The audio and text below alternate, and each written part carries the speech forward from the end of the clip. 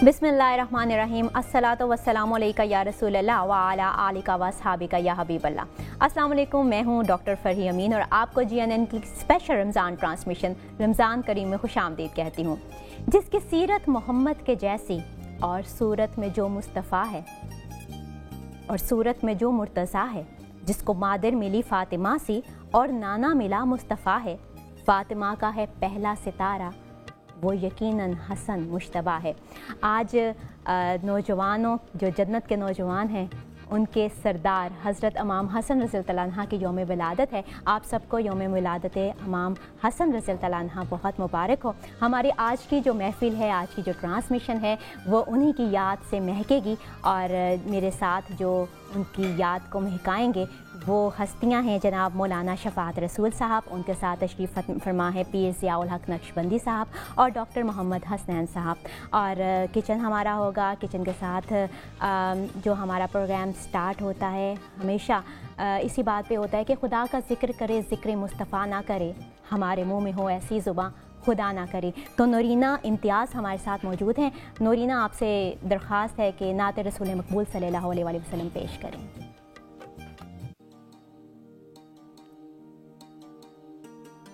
ज़मीं मैली नहीं होती, ज़मन मैला नहीं होता। ज़मीं मैली नहीं होती, ज़मन मैला नहीं होता।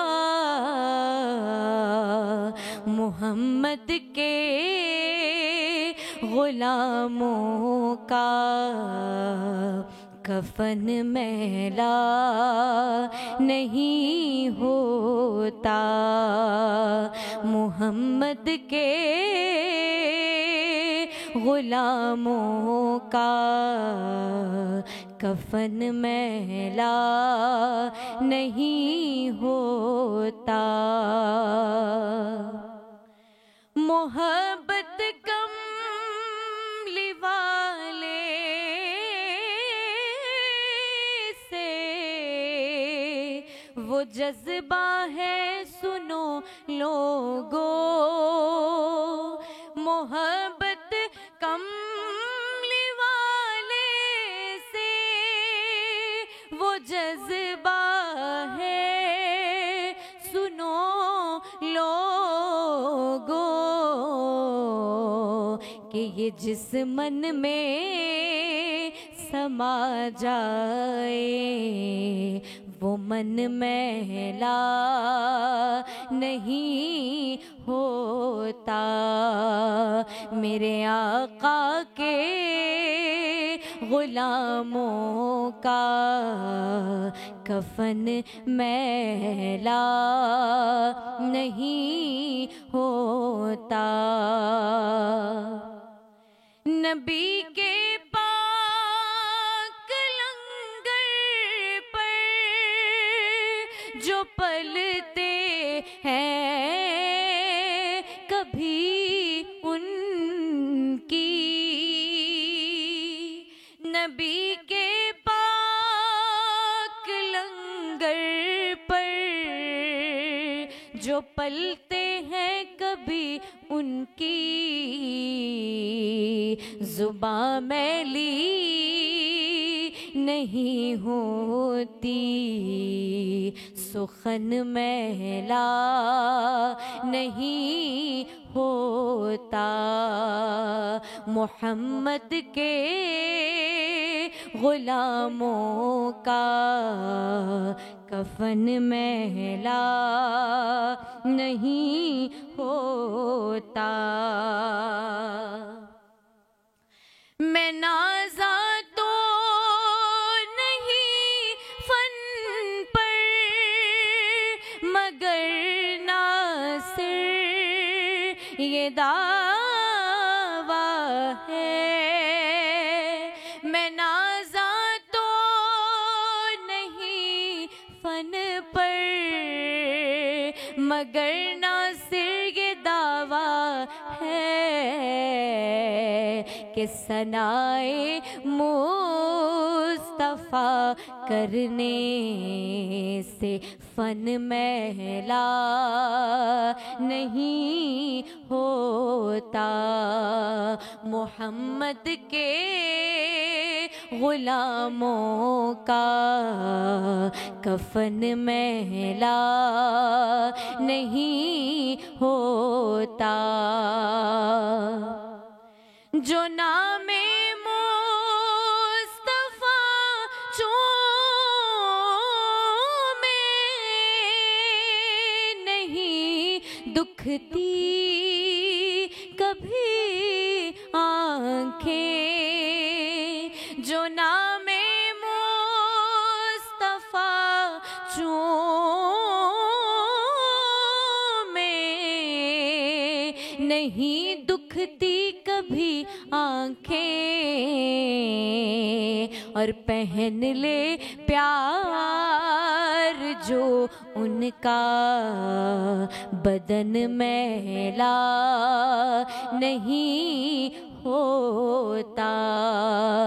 ज़मीं मैली नहीं होती, ज़मन मैला नहीं होता। मोहम्मद के गुलामों का कफन मैला नहीं होता। सुभान अल्लाह, जज़ाकल्लाह। बेशक मोहम्मद के ग़ुलामों का कफ़न मैला नहीं होता और हम भी उन पंचतन पाक के ग़ुलामों में से हैं। मौलाना शफ़ाअत रसूल साहब, जैसे कि आप जानते हैं यौम वलादत इमाम हसन रज़ियल्लाहु अन्हु है, और हसन रज़ियल्लाहु अन्हु ये नाम पहले इस दुनिया में इनके सिवा और किसी का नहीं रखा गया, इसकी क्या बात है? बिस्मिल्लाहिर्रहमानिर्रहीम। नाम तो उसका रखा जाता है कि जो ज़मीन पर जिसका ज़ुहूर हो, जिसकी विलादत हो जी। और सैयदना इमाम हसन रज़ी अल्लाह ताला अन्हो जी का नाम मेरे आका सल्लल्लाहु अलैहि वसल्लम ने रखा। और इमाम हसन की वो विलादत है कि आपकी विलादत से पहले ही आसमान और ज़मीन पर आपकी आमद का तज़करा शुरू हो चुका था। आप पूछेंगे किस तरह, तो कुरान पाक में रब्बुल आलमीन ने फरमाया इन्ना आतैना कल कौसर, ऐ प्यारे नबी सल्लल्लाहु अलैहि वसल्लम हम तुम्हें कौसर अता करेंगे, खैर कसीर अता फरमाएंगे। हालांकि तेरे दुश्मन तो ये कहते हैं ना कि इन्ना शान या का हुवल अब्तर, कि तेरे दुश्मन तो तुझे अब्तर कहते हैं कि ये मकतूउन नस्ल है नऊज़ बिल्लाह, मगर याद रखें कि तेरे दुश्मन मकतूउन नस्ल होंगे। नबी पाक सल्लल्लाहु अलैहि वसल्लम को रब्बुल आलमीन ने बशारत दी कि हम तुम्हें खैर कसीर देंगे। तो जब सैयदना इमाम हसन रज़ी अल्लाह ताला अन्हो की पैदाइश हुई तो आप के तरफ नबी पाक सल्लल्लाहु अलैहि वसल्लम ने इशारा करके फरमाया कि सूरह कौसर की अमली तस्वीर हसन की सूरत में ज़ाहिर हुई। सुभान अल्लाह। अब इसके साथ एक हदीस पाक कि किस तरह आपकी आमद से पहले आपका तज़करा शुरू था। हज़रत उम्मे फ़ज़ल रज़ी अल्लाह ताला अन्हा आप फरमाती हैं कि मैंने ख्वाब देखा, आपकी चच्ची थी नबी पाक सल्लल्लाहु अलैहि वसल्लम की ये चच्ची थी। अच्छा। ख्वाब देखा, उन्होंने या रसूल अल्लाह मैंने देखा कि मेरे घर में आपकी जसद मुबारक का कोई टुकड़ा आया हुआ है। तो नबी पाक सल्लल्लाहु अलैहि वसल्लम से अर्ज़ करने कि मैं बड़ी घबराई हुई हूँ। मेरा आका सल्लल्लाहु अलैहि वसल्लम ने फरमाया घबरा नहीं, अल्लाह फातिमा को बेटा देगा, वो तेरी गोद में खेलेगा। सुभान अल्लाह। जब हजूर सल्लम फरमाते हैं, साहबा फरमाते हैं, जब हज़रत फातिमा के घर सैयदना इमाम हसन रज़ी अल्लाह ताला अन्हो की पैदाइश हुई तो रसूलुल्लाह सल्लल्लाहु अलैहि वसल्लम तशरीफ़ ले गए और आपने फरमाया अरूनी इब्नी माँ सम्मई तो मुँह हो, मुझे मेरा बेटा दिखाओ कि उसका नाम तुमने क्या रखा है। तो सैयदना हुज़ूर पाक सल्लल्लाहु अलैहि वसल्लम ने उन्हें अपना बेटा कहा। अपना बेटा कहा।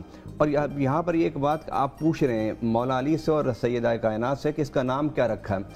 इसी हदीस से फ़ुक़हा किराम ने मसला अख़ज़ किया है कि माँ बाप की ज़िम्मेदारी है और उनका हक़ है कि अब अपने बच्चों के नाम खुद रखें। बड़ों से, ससुर से, सास से, बाप से, माँ से मशवरा कर सकते हैं। हमारे यहाँ ये सारे हुकूक जो हैं वो बड़ों को दे दिए जाते हैं, लेकिन बड़ों की इस मामले में सिर्फ हैसियत एक मुशावरत की है। तो मौला अली करम अल्लाह ताला वजल करीम ने अर्ज़ किया रसूल अल्लाह सम्मैतुहु हर्ब, कि मैंने उसका नाम हर्ब रखा है। हर्ब का माना जंगजू। तो मौला अली क्योंकि हैदर करार थे, शुजात का पैकर थे, तो आपने उस हिसाब से नाम रखा। तो मेरे आका सल्लल्लाहु अलैहि वसल्लम ने फरमाया बल सम्मैतुहु हसन, मैंने उसका नाम हसन रखा है। अर्ज़ किया रसूल हसन का क्या माना होता है? ये तो माना समझ आता है ना, हसन खूबसूरत। मेरे आका सल्लल्लाहु अलैहि वसल्लम ने आसमान से ज़मीन तक नज़र दौड़ाई और फरमाया कि याद रखो मेरे इस हसन जैसा हुस्न ज़मीन और आसमान तक किसी चेहरे में नहीं है। अब यहाँ पर उलमा फरमाते हैं कि इमाम हसन के चेहरे को बेमिस्र बेमिसाल खुद आका फरमा रहे हैं। उसकी वजह क्या थी? उसकी वजह ये थी कि देखने वाले कहते थे कि हसन को छुपा लो हजूर को देख लो, हजूर को छुपा लो हसन को देख लो, पहचानना मुश्किल हो जाता है। सुभान अल्लाह। पीर साहब, हज़रत मोहम्मद सल्लल्लाहु अलैहि वसल्लम को छुपा लें और इमाम हसन रज़ियल्लाहु तआला अन्हु को सामने ले आए, तो मतलब बिल्कुल मुशाबत जिसके बारे में कहते हैं। तो हदीस नबवी सल्लल्लाहु अलैहि वसल्लम के हवाले से इमाम रज़ियल्लाहु तआला अन्हु के क्या फ़ज़ाइल हैं? बिस्मिल्लाहिर्रहमानिर्रहीम। इमाम हसन रज़ियल्लाहु ताला अन्हु या इमाम हुसैन रज़ियल्लाहु ताला अन्हु, ये दो शहज़ादों की इतनी अज़मत है कि दुनिया का कोई इंसान इनकी निस्बत इन जैसा नहीं बन सकता। यानी कि रसूल पाक सल्लल्लाहु अलैहि वसल्लम का नवासा होना ये बहुत बड़े एजाज़ की बात है। बेशक। ना करीम आका जैसा कोई दुनिया में इंसान आया था, ना आएगा, ना सैयदा फ़ातिमा ज़हरा रज़ियल्लाहु ताला अन्हा जैसी माँ, बेटी, बहन इस दुनिया में आई ना आएगी। इसी तरह मौला अली करमुल्लाह वजहुल करीम के भी जो फ़ज़ाइल हैं हमारे सामने हैं। नबी पाक सल्लल्लाहु अलैहि वसल्लम, बुखारी शरीफ की हदीस है, अबू हुरैरा रज़ियल्लाहु ताला अन्हु फरमाते हैं कि करीम आका सल्लल्लाहु अलैहि वसल्लम का दौर था और खजूरें पकने का भी ज़माना था, मौसम था। तो खजूरें जो भी सदक़े की खजूरें आती थी वो मस्जिद नबवी के अंदर रख दी जाती थी, ढेर लगा हुआ था, बिखरी हुई थी। तो इमाम हसन और इमाम हुसैन रज़ियल्लाहु ताला अन्हु खेल रहे थे खजूरों का, जिस तरह बच्चे खेलते हैं। तो अचानक खेलते खेलते इमाम हसन और इमाम हसन दोनों ने, किसी एक ने खजूर मुंह में डाल ली। तो करीम आका सल्लल्लाहु अलैहि वसल्लम ने फौरी तौर पर अपनी मुक़द्दस उंगली मुबारक से शहज़ादे के मुंह से वो खजूर बाहर निकाल ली। क्यों? फरमाया कि मेरी जो आल है, जो सैयदज़ादे हैं, इनके लिए सदका हराम है, इनके लिए जायज़ नहीं है। ये है वो मुकाम और मर्तबा कि करीमा का आज तो हम जब बादशाह होता है, कोई अमीर होता है, वो सबसे पहले अपने घर वालों के लिए देखता है। यहाँ जो घर वाले हैं जो इस दुनिया के भी मालिक हैं, आखिरत के भी मालिक हैं, वो अपने खून के जो टुकड़े हैं उनके मुंह से वो सदकी का जो माल है वो बाहर निकाल रहे हैं। तिरमिज़ी में हदीस है, अनस रज़ियल्लाहु ताला फरमाते हैं कि हमने पूछा या रसूल अल्लाह सल्लल्लाहु अलैहि वसल्लम, दुनिया में आपको सबसे ज़्यादा महबूब कौन है? तो प्यारे करीम आका सल्लल्लाहु अलैहि वसल्लम ने इरशाद फरमाया, ऐ मेरे सहाबा, मुझे सबसे ज़्यादा जो इस दुनिया में अजीज़ हैं वो हसन और हुसैन हैं। और आप ये आगे देखिए कि फिर जब हसन और हुसैन आपके पास आते तो आप उनको गले लगाते और ज़ोर से जो एक लज्जत होती है, एक चाशनी जो होती है, जो एक मोहब्बत बढ़ती है। और इसी तरह तिरमिज़ी शरीफ की हदीस है, करीम आका सल्लल्लाहु अलैहि वसल्लम सजदे में थे, रुकू में थे, तो इमाम हसन और हुसैन आपके ऊपर सवार हो गए। तो किसी ने कहा कि भाई कैसी सवारी मिली है? तो करीम आका सल्लल्लाहु अलैहि वसल्लम ने फरमाया कि आप इन सवार जो हैं इनको भी देखो, जो सवारी अगर अच्छी है, इन्हीं को मोहब्बत और चाशनी, आप इनके लिए अपना जो सजदा है, अपना जो रुकू है, उसको लंबा कर दिया करते थे। इमाम हसन हो या इमाम हुसैन रज़ियल्लाहु ताला अन्हु, और बिलखसूस इमाम हसन रज़ियल्लाहु ताला अन्हु की ज़ात वो ज़ात हैं कि जिनको हम गुरती कहते हैं अपने इस इलाके के अतबार से, वो आप सल्लल्लाहु अलैहि वसल्लम ने दी। और अज़ान जो है हम मोहल्ले के मौलवी साहब को बुलाते हैं कि अज़ान दें। आपके कान मुबारक में जो अज़ान है वो करीम आका सल्लल्लाहु अलैहि वसल्लम है। आपका मुकाम और मर्तबा, हमारे अल्फाज ख़त्म हो सकते हैं, हमारे जो लम्हात ख़त्म हो सकते हैं, لیکن ان उनके शहजादों मुकाम व की मर्तबा नहीं हम बयान बिलखसूस इमाम कर सकते। हसन की जो शान है हम हाँ जी। मुकम्मल तौर पर बयान नहीं नहीं कर कर सकते। सकते। डॉक्टर साहब, यही जो मोहब्बत का आलम है, ये एक नाना का नवासे के साथ और फिर उस नवासे को अपना बेटा कहना, ये तमाम चीज़ें हमारे इस्लाम में हमारे मुसलमानों के लिए एक मशअल राह है। आप इसके बारे में क्या फरमाएंगे? अल्हम्दुलिल्लाह हम्दन कसीरन अम्मा बाद फ़अऊज़ु बिल्लाहि मिनश्शैतानिर रजीम बिस्मिल्लाहिर रहमानिर रहीम। यकीनी तौर पर आज जिस मौजू का इंतखाब किया गया है वो मौजू अपने अंदर बड़ी कदर व मंज़िलत रखता है और बड़ी मानवियत रखता है। इमाम हसन रज़ी अल्लाह तआला अन्हु की शान रुश्त व हदायत के आप यकीनी तौर पर अलमबरदार थे और आपका वजूद इस उम्मत के लिए हक़ानियत की वाज़िया दलील है। इमाम अबू अल्लामा सूती रहमतुल्लाह ताला अपनी किताबुल खुलाफा में लिखते हैं कि इमाम हसन रज़ी अल्लाह ताला अन्हु 15 रमज़ान सन 3 हिजरी की शब मदीना शहर मदीना में पैदा हुए और आपके फ़ज़ाइल और मनाक़िब में बेशुमार अहादीस वारद हुई हैं। लेकिन इमाम हसन रज़ी अल्लाह ताला की जो निस्बत हैं जनाब रसूल सल्लम के साथ, इसके बारे में इमाम बुखारी रहमतुल्लाह ताला ने एक बहुत बड़ी हदीस नकल की है जिसको हज़रत अनस बिन मालिक इसके रावी हैं। आप फरमाते हैं कि उस वक्त दुनिया के अंदर रसूल सल्लम की मुशाहबत हज़रत हसन से ज़्यादा किसी में नहीं थी, यानी कि आप जिस तरह हमने पहले बात की मिलते थे। लेकिन सवाल ये है कि इमाम हसन रज़ी अल्लाह ताला नौजवानों के लिए कैसे नमूना है। आपका किरदार, आपकी शख्सियत, आपके अनवार व बराक़ात दीन इस्लाम में बड़ी कदर व मंज़िलत रखते हैं। इमाम हसन रज़ी अल्लाह ताला की शान और आपके मनाक़िब के बारे में रसूल सल्लम ने आपको जन्नत के नौजवानों का सरदार इकरार दिया है। और जब आपके आखिरी उम्र करीब आई तो रवायात में आता, जिसको कंजुल अमाल ने भी और इलामा तबरानी ने भी नकल किया है कि हज़रत सैयदना फ़ातिमा रज़ी अल्लाह ताला इमाम हसन और हुसैन दोनों को हज़रत सैयदना मुहम्मद सल्लल्लाहु अलैहि वसल्लम के पास लाई और कहा, या रसूल सल्लम, आप अपनी वरासत में से इनको वारिस बना दें, इमाम हसन और इमाम हुसैन रज़ी अल्लाह ताला अन्हुमा को। तो नबी करीम सल्लल्लाहु अलैहि वसल्लम ने फरमाया कि हसन मेरी हैबत और मेरी सरबरियत और मेरी जलालत का वारिस होगा। इमाम हसन के बारे में फरमाया कि मेरी हैबत और सरदारी का वारिस इमाम हसन होंगे। और हुसैन रज़ी अल्लाह ताला अन्हु के बारे में फरमाया कि मेरी शुजात और बहादरी के वारिस जो हैं वो इमाम हुसैन रज़ी अल्लाह ताला अन्हु के। हसन को बादशाह ख़ासो आम कहते हैं, हसन को बादशाह ख़ासो आम कहते हैं, अली का नाइबो कायमो मुकाम कहते हैं। एक ही दलील काफ़ी हैं उनकी असमत में, उन्हें हुसैन भी अपना इमाम कहते हैं। सुभान अल्लाह, बहुत बहुत प्यारी आपने बात की है। नाज़रीन, यहाँ पे वक्त हो चुका है हमारे पास शॉर्ट ब्रेक का। ब्रेक के बाद वापस आते हैं और अपनी इन्हीं प्यार बड़ी बातों को जो हमारे दिल में इमाम हसन रज़ी अल्लाह अन्हु के लिए है उसको जारी रखेंगे।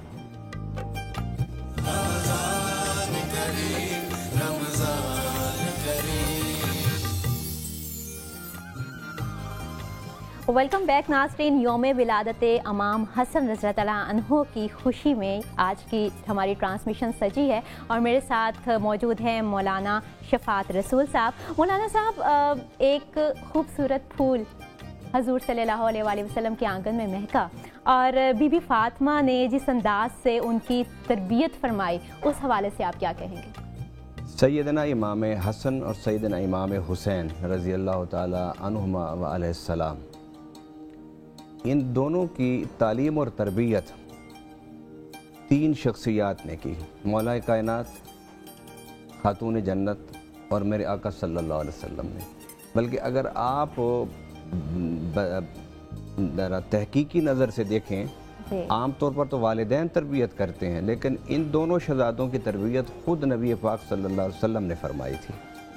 और नबी पाक सल्लल्लाहु अलैहि वसल्लम के बारे में फरमाया कि वयुअल्लिमुहुमुल किताब वल हिकमत व युज़क्कीहिम, ए प्यारे नबी सल्लल्लाहु अलैहि वसल्लम, हमने आपको इस मनसब पर बिठाया है कि आप लोगों को तालीम भी दें और लोगों की तरबियत भी करें। तो जो कुल कायनात का मुअल्लिम हो और कुल कायनात का मुज़क्की हो, कुल कायनात की तरबियत करने वाला हो, ज़रा सोचिए तो सही उसने अपने नवासों की कितनी खूबसूरत तरबियत की होगी। अभी नक्शबंदी साहब ने एक हदीस तरबियत के हवाले से बयान की कि वो खजूर खा रहे थे तो नबी सल्लल्लाहु अलैहि वसल्लम ने आपके हुल्कूम में उंगली डाल के आपको कै करा दी और बताया کہ سادات جو ہیں اور آل رسول جو ہیں وہ صدقہ اور خیرات نہیں کھاتے. یہ تربیت کا حصہ تھا نا. جی. معصوم بچے تھے, اگر کھا بھی لی تھی ہاں جی. تو کیا حرج تھا, کیونکہ معصوم جو نابالغ بچہ ہوتا ہے وہ مکلف نہیں ہوتا جی کہ اس کے اوپر کسی غلطی کا کوئی فیصلہ کیا جائے یا اس کے کسی عمل کو غلط کہا جائے. لیکن رسول اللہ صلی اللہ علیہ وسلم ان کی تربیت ان خطوط پر کر رہے تھے کہ کل ان کی شکلوں کو, ان کی صورت کو دیکھ کے اگر یہ کہیں کہ یہ مصطفیٰ کی شکل اور ہم مشتبہ ہیں, تو وہاں ان کے چلنا پھرنا, اٹھنا بیٹھنا, کھانا پینا, ان کے کردار, ان کے دن اور ان کے راتوں کو جب وہ دیکھیں تو وہ کہہ اٹھیں کہ بالکل یہ رسول اللہ صلی اللہ علیہ وسلم کی اسوہ حسنہ میں ڈھلے ہوئے ہیں. اسی تربیت کے حوالے سے ایک واقعہ بڑا مشہور ہے اور بڑا ایمان افروز واقعہ ہے کہ دونوں شہزادوں نے تختی لکھی. اچھا. تختی لکھ کے اپنی اماں کے پاس گئے کہ اماں فیصلہ کرو کس کی تختی خوبصورت ہے, کون زیادہ خوش خط لکھ رہا ہے, اچھا لکھا ہے. اب یہ دیکھیں کہ ماں باپ کے لیے بھی اس میں بڑے امور ہیں. ہم بچوں کی تربیت کرنا چاہتے ہیں نا, تو ہمیں یہ چیزیں سامنے رکھنی چاہیے کہ بچوں کو جھڑکنا نہیں چاہیے, بچوں کو ڈانٹنا نہیں چاہیے, ان کا دل نہیں توڑنا چاہیے, ان کو بیجا زود و کوب نہیں کرنا چاہیے. اب سیدہ نے کہا کہ میں کس کے بارے میں فیصلہ کروں؟ انہوں نے کہا کہ جاؤ اپنے ابا سے فیصلہ کراؤ. اچھا. اب وہ دونوں شہزادے بھاگتے ہوئے گئے اور مولا علی کے پاس کہنے لگے کہ ابا فیصلہ کر دو. انہوں نے کہا اماں سے کراؤ, کہ اماں نے تو بھیجا ہے آپ کے پاس. تو انہوں نے کہا میں کس کے حق میں فیصلہ کروں؟ تو انہوں نے کہا کہ کیوں مجھ سے کیوں فیصلہ کراتے ہو؟ تمہارے نانا جلوہ گر ہیں, ان سے پاس جاؤ, ان سے فیصلہ کراؤ. ان کے لیے تو دونوں بیٹے برابر تھے ان کے لیے. اب دیکھیں کس طرح احتیاط کے ساتھ تربیت. اب بچوں کے جو احساسات ہوتے ہیں وہ بڑے نازک ہوتے ہیں. بچہ 6-7 سال میں جو اس نے بننا ہوتا ہے بن جاتا ہے ذہنی طور پر. اچھا, اس کے بعد وہ نبی صلی اللہ علیہ وسلم کے پاس گئے اور کہنے لگے نانا جی ہمارا فیصلہ کریں کہ کس نے اچھی تختی لکھی ہے. میرا آقا صلی اللہ علیہ وسلم نے فرمایا جاؤ اماں کے پاس جاؤ. اماں نے ابا کے پاس بھیجا, ابا نے آپ کے پاس بھیج دی ہے. تو میرا آقا صلی اللہ علیہ وسلم کے پاس دانے تھے تسبیح کے, 6 دانے تھے, 7 دانے تھے. آپ نے فرمایا کہ جو اس میں سے زیادہ اٹھا لے گا اس کی تختی اچھی. تو آپ نے 7 دانے ایسے فضا میں اچھالے. تو امام حسن نے 3 اٹھا لیے اور 3 دانے سے امام حسین نے اٹھا لیے. اب 7ویں دانے کی تلاش میں دونوں جستجو کر رہے تھے تو کسی کو مل نہیں رہا تھا. تو حضور صلی اللہ علیہ وسلم نے ایسے اوپر دیکھا تو مسکرا دیے. تو شہزادے کہنے لگے نانا جی ہم پریشان ہیں, دانا مل نہیں رہا اور آپ مسکرا رہے ہیں. فرمایا مجھ سے پوچھو تو صحیح کہ میں کیوں مسکرا رہا ہوں. فرمایا تم جب 7واں دانہ تلاش کر رہے تھے تو میں بھی سوچ رہا تھا کہ 7واں دانہ کیا کدھر ہے. تو میں نے آسمان کی طرف دیکھا تو سامنے جبرائیل بیٹھے تھے. وہ اس دانے کو 2 حصوں میں تقسیم کر کے انہوں نے زمین پر پھینکا. ایک دانہ حضرت امام حسن نے اٹھایا اور ایک دانہ امام حسین نے. نتیجہ کیا نکلا کہ دونوں کی تختی برابر اچھی لکھی ہوئی ہے. سبحان اللہ. یہ تربیت تھی. حضرت امام حسن کے بارے میں ہے کہ آپ مسجد نبی سے نماز پکڑ نکلے تو سامنے سیدنا ابوبکر کھڑے تھے. انہوں نے اٹھا کے کندھے پر بٹھا لیا. ابھی کندھے پر بٹھا کے جا ہی رہے تھے, سامنے سے مولا علی آ گئے. مولا علی نے جب دیکھا تو مسکرائے, سیدنا صدیق اکبر نے دیکھا تو مسکرائے. دونوں کی مسکراہٹوں کے بعد سیدنا صدیق اکبر نے جملہ ارشاد فرمایا, وہ امت کے لیے بڑا مشر رہا ہے. آپ نے فرمایا علی یہ نہ سمجھنا میں تیرا بیٹا سمجھ کندھوں پر اٹھایا ہے, میں نے حضور کو دیکھا تھا کہ حضرت امام حسین کو کندھوں پر بٹھا کے مدینہ کی گلیوں میں گھوم رہے تھے. تو میں نے کہا ابو بکر آقا کے اس ادا پر بھی عمل کر لو, شاید اسی پر نجات ہو جائے. سبحان اللہ. یہ سنت جو ہے یہ حدیث پاک ہے. ہاں جی پیر صاحب, جو حضرت حسن رضی اللہ عنہ سے محبت کرے گا, حضور صلی اللہ علیہ وآلہ وسلم ان سے محبت کریں گے, اللہ تعالیٰ ان سے محبت کرے گا اور اللہ تعالیٰ اپنی مخلوق کے دل میں اس شخص کی محبت ڈال دے گا جو پنجتن پاک سے محبت کریں گے. اس حوالے سے آپ کیا کہیں گے؟ اہل بیت کا بڑا مقام اور مرتبہ ہے, اور جہاں سے اہل بیت کا آغاز ہوتا ہے اور مرکز کو جڑوں سے پیار کرنا, یہ تو ایمان کی بہت بڑی دلیل ہے. ہم وہ خوش نصیب مسلمان ہیں کہ جو آل رسول سے بھی پیار کرتے ہیں, آل اصحاب سے بھی پیار کرتے ہیں. ان کے صحابہ کی عزت اور اہل بیت کی عزت یہ ہمارے ایمان کا تقاضا ہے. جس طرح علامہ صاحب فرما رہے تھے, صحابہ اہل بیت ان کا بہت باہمی تعلق تھا, اور ان شہزادوں سے اپنا پیار کا اظہار کرنا ایک ایمان کی علامت سمجھتے تھے. کیونکہ رسول پاک صلی اللہ علیہ وسلم, بخاری شریف کی حدیث ہے کہ اللہ کے نبی نے فرمایا کہ دنیا میں امام حسن اور حسین جو ہیں یہ میرے خوشبودار 2 پھول ہیں. یعنی کہ پھول بعد ایسے ہوتے ہیں ان کی خوشبو نہیں ہوتی.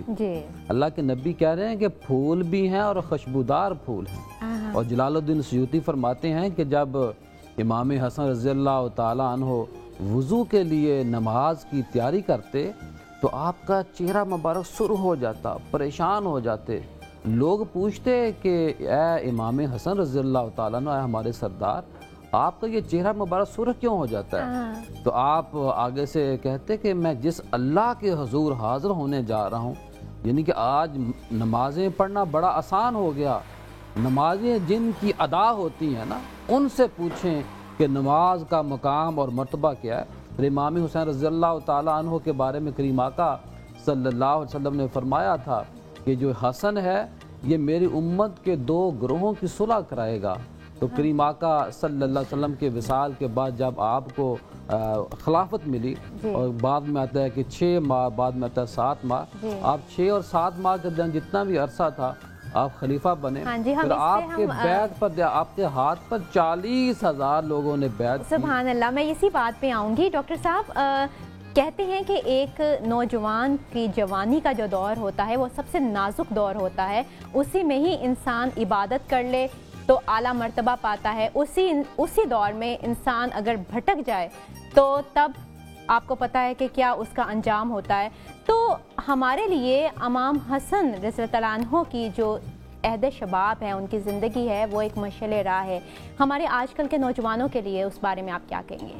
دیکھیں جناب رسول اللہ صلی اللہ علیہ وسلم کی جس کو صحبت حاصل ہو اور گھر کا ماحول جناب رسول اللہ علیہ وسلم جیسا میسر ہو، اور جن کے باپ اور جن کی والدہ محترمہ کا اتنا مقام ہو، تو یہ بات تو یقینی طور پر واضح ہیں کہ ان کی جوانی اور ان کی سیرت امت مسلمہ کے لیے ایک بہت بڑا اثاثہ ہے. جہاں تک جوانی کی بات ہے تو جناب حسن رضی اللہ تعالیٰ عنہ اور امام حسین رضی اللہ تعالیٰ عنہ، یہ 2 ایسے شہزادے تھے کہ جنہوں نے پوری امت کو ایک سبق دیا ہے. اگر میں قرآن کریم کی آیت وَاعْتَصِمُوا بِحَبْلِ اللَّهِ جَمِيعًا وَلَا تَفَرَّقُوا تلاوت کروں اور مجھ سے کوئی پوچھے کہ اس آیت کا بہترین اور روشن مصداق کون ہے، تو میں کہوں گا یہ امام حسن رضی اللہ تعالیٰ عنہ کی زندگی ہیں، جنہوں نے امت کو جوڑ کر رکھا، اپنی حکومت اور اپنی وجاہت کو چھوڑ دیا اور کہا امت ایک پیج پر آ جائے، اتحاد پر زور دیا. آپ کی جوانی یقینی طور پر امت مسلمہ کے لیے ایک رہنما اصول بھی ہیں. اور جب میں قرآن کریم کا مطالعہ کرتا ہوں اور قرآن کریم کے اندر اہل بیت اور ان لوگوں کی زندگی کا مطالعہ کرتا ہوں تو میرے سامنے بہت سی آیات آتی ہیں.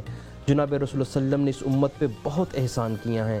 آپ کی تبلیغ ہیں، آپ کا قرآن کریم ہے اور قرآن کریم کی تفہیمات ہیں اور قرآن کریم کی وضاحت ہیں، یہ سب رسول صلی اللہ علیہ وسلم کی ذمہ داری تھی.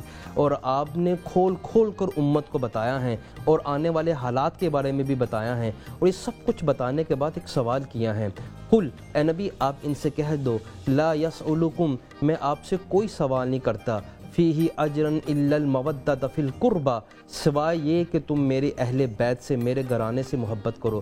جب فی القربہ کی آیات نازل ہوئی تو حضرات صحابہ کا ایک گروہ آپ کی خدمت میں حاضر ہوا اور کہا یا رسول اللہ صلی اللہ علیہ وسلم فی القربہ میں کون لوگ شامل ہیں؟ آپ نے فرمایا امام علی رضی اللہ تعالیٰ عنہ، امام فاطمہ رضی اللہ تعالیٰ عنہ، امام حسن اور حسین، یہ میرے اہل بیت میں سے ہیں. اور جب سورۃ العمران کا میں مطالعہ کرتا ہوں تو سورۃ العمران کے اندر جب نجران کی طرف عیسائیوں کے ایک وفد آیا اور آ کے انہوں نے بحث و تکرار کی اور اس بات پر زور دیا کہ حضرت عیسیٰ علیہ السلام اللہ تعالیٰ کے بیٹے ہیں کیونکہ یہ بن باپ کے پیدا ہوئے ہیں، تو رسول اللہ صلی اللہ علیہ وسلم نے فرمایا کہ حضرت عیسیٰ کا بن باپ کے پیدا ہونا یہ اللہ تعالیٰ کی قدرت کاملہ کا اور قدرت الہیہ کا اظہار ہیں. اگر حضرت عیسیٰ علیہ السلام بن باپ کے پیدا ہوئے ہیں تو امام آدم، حضرت آدم علیہ نبینا بھی بن ماں اور باپ کے پیدا ہوئے ہیں.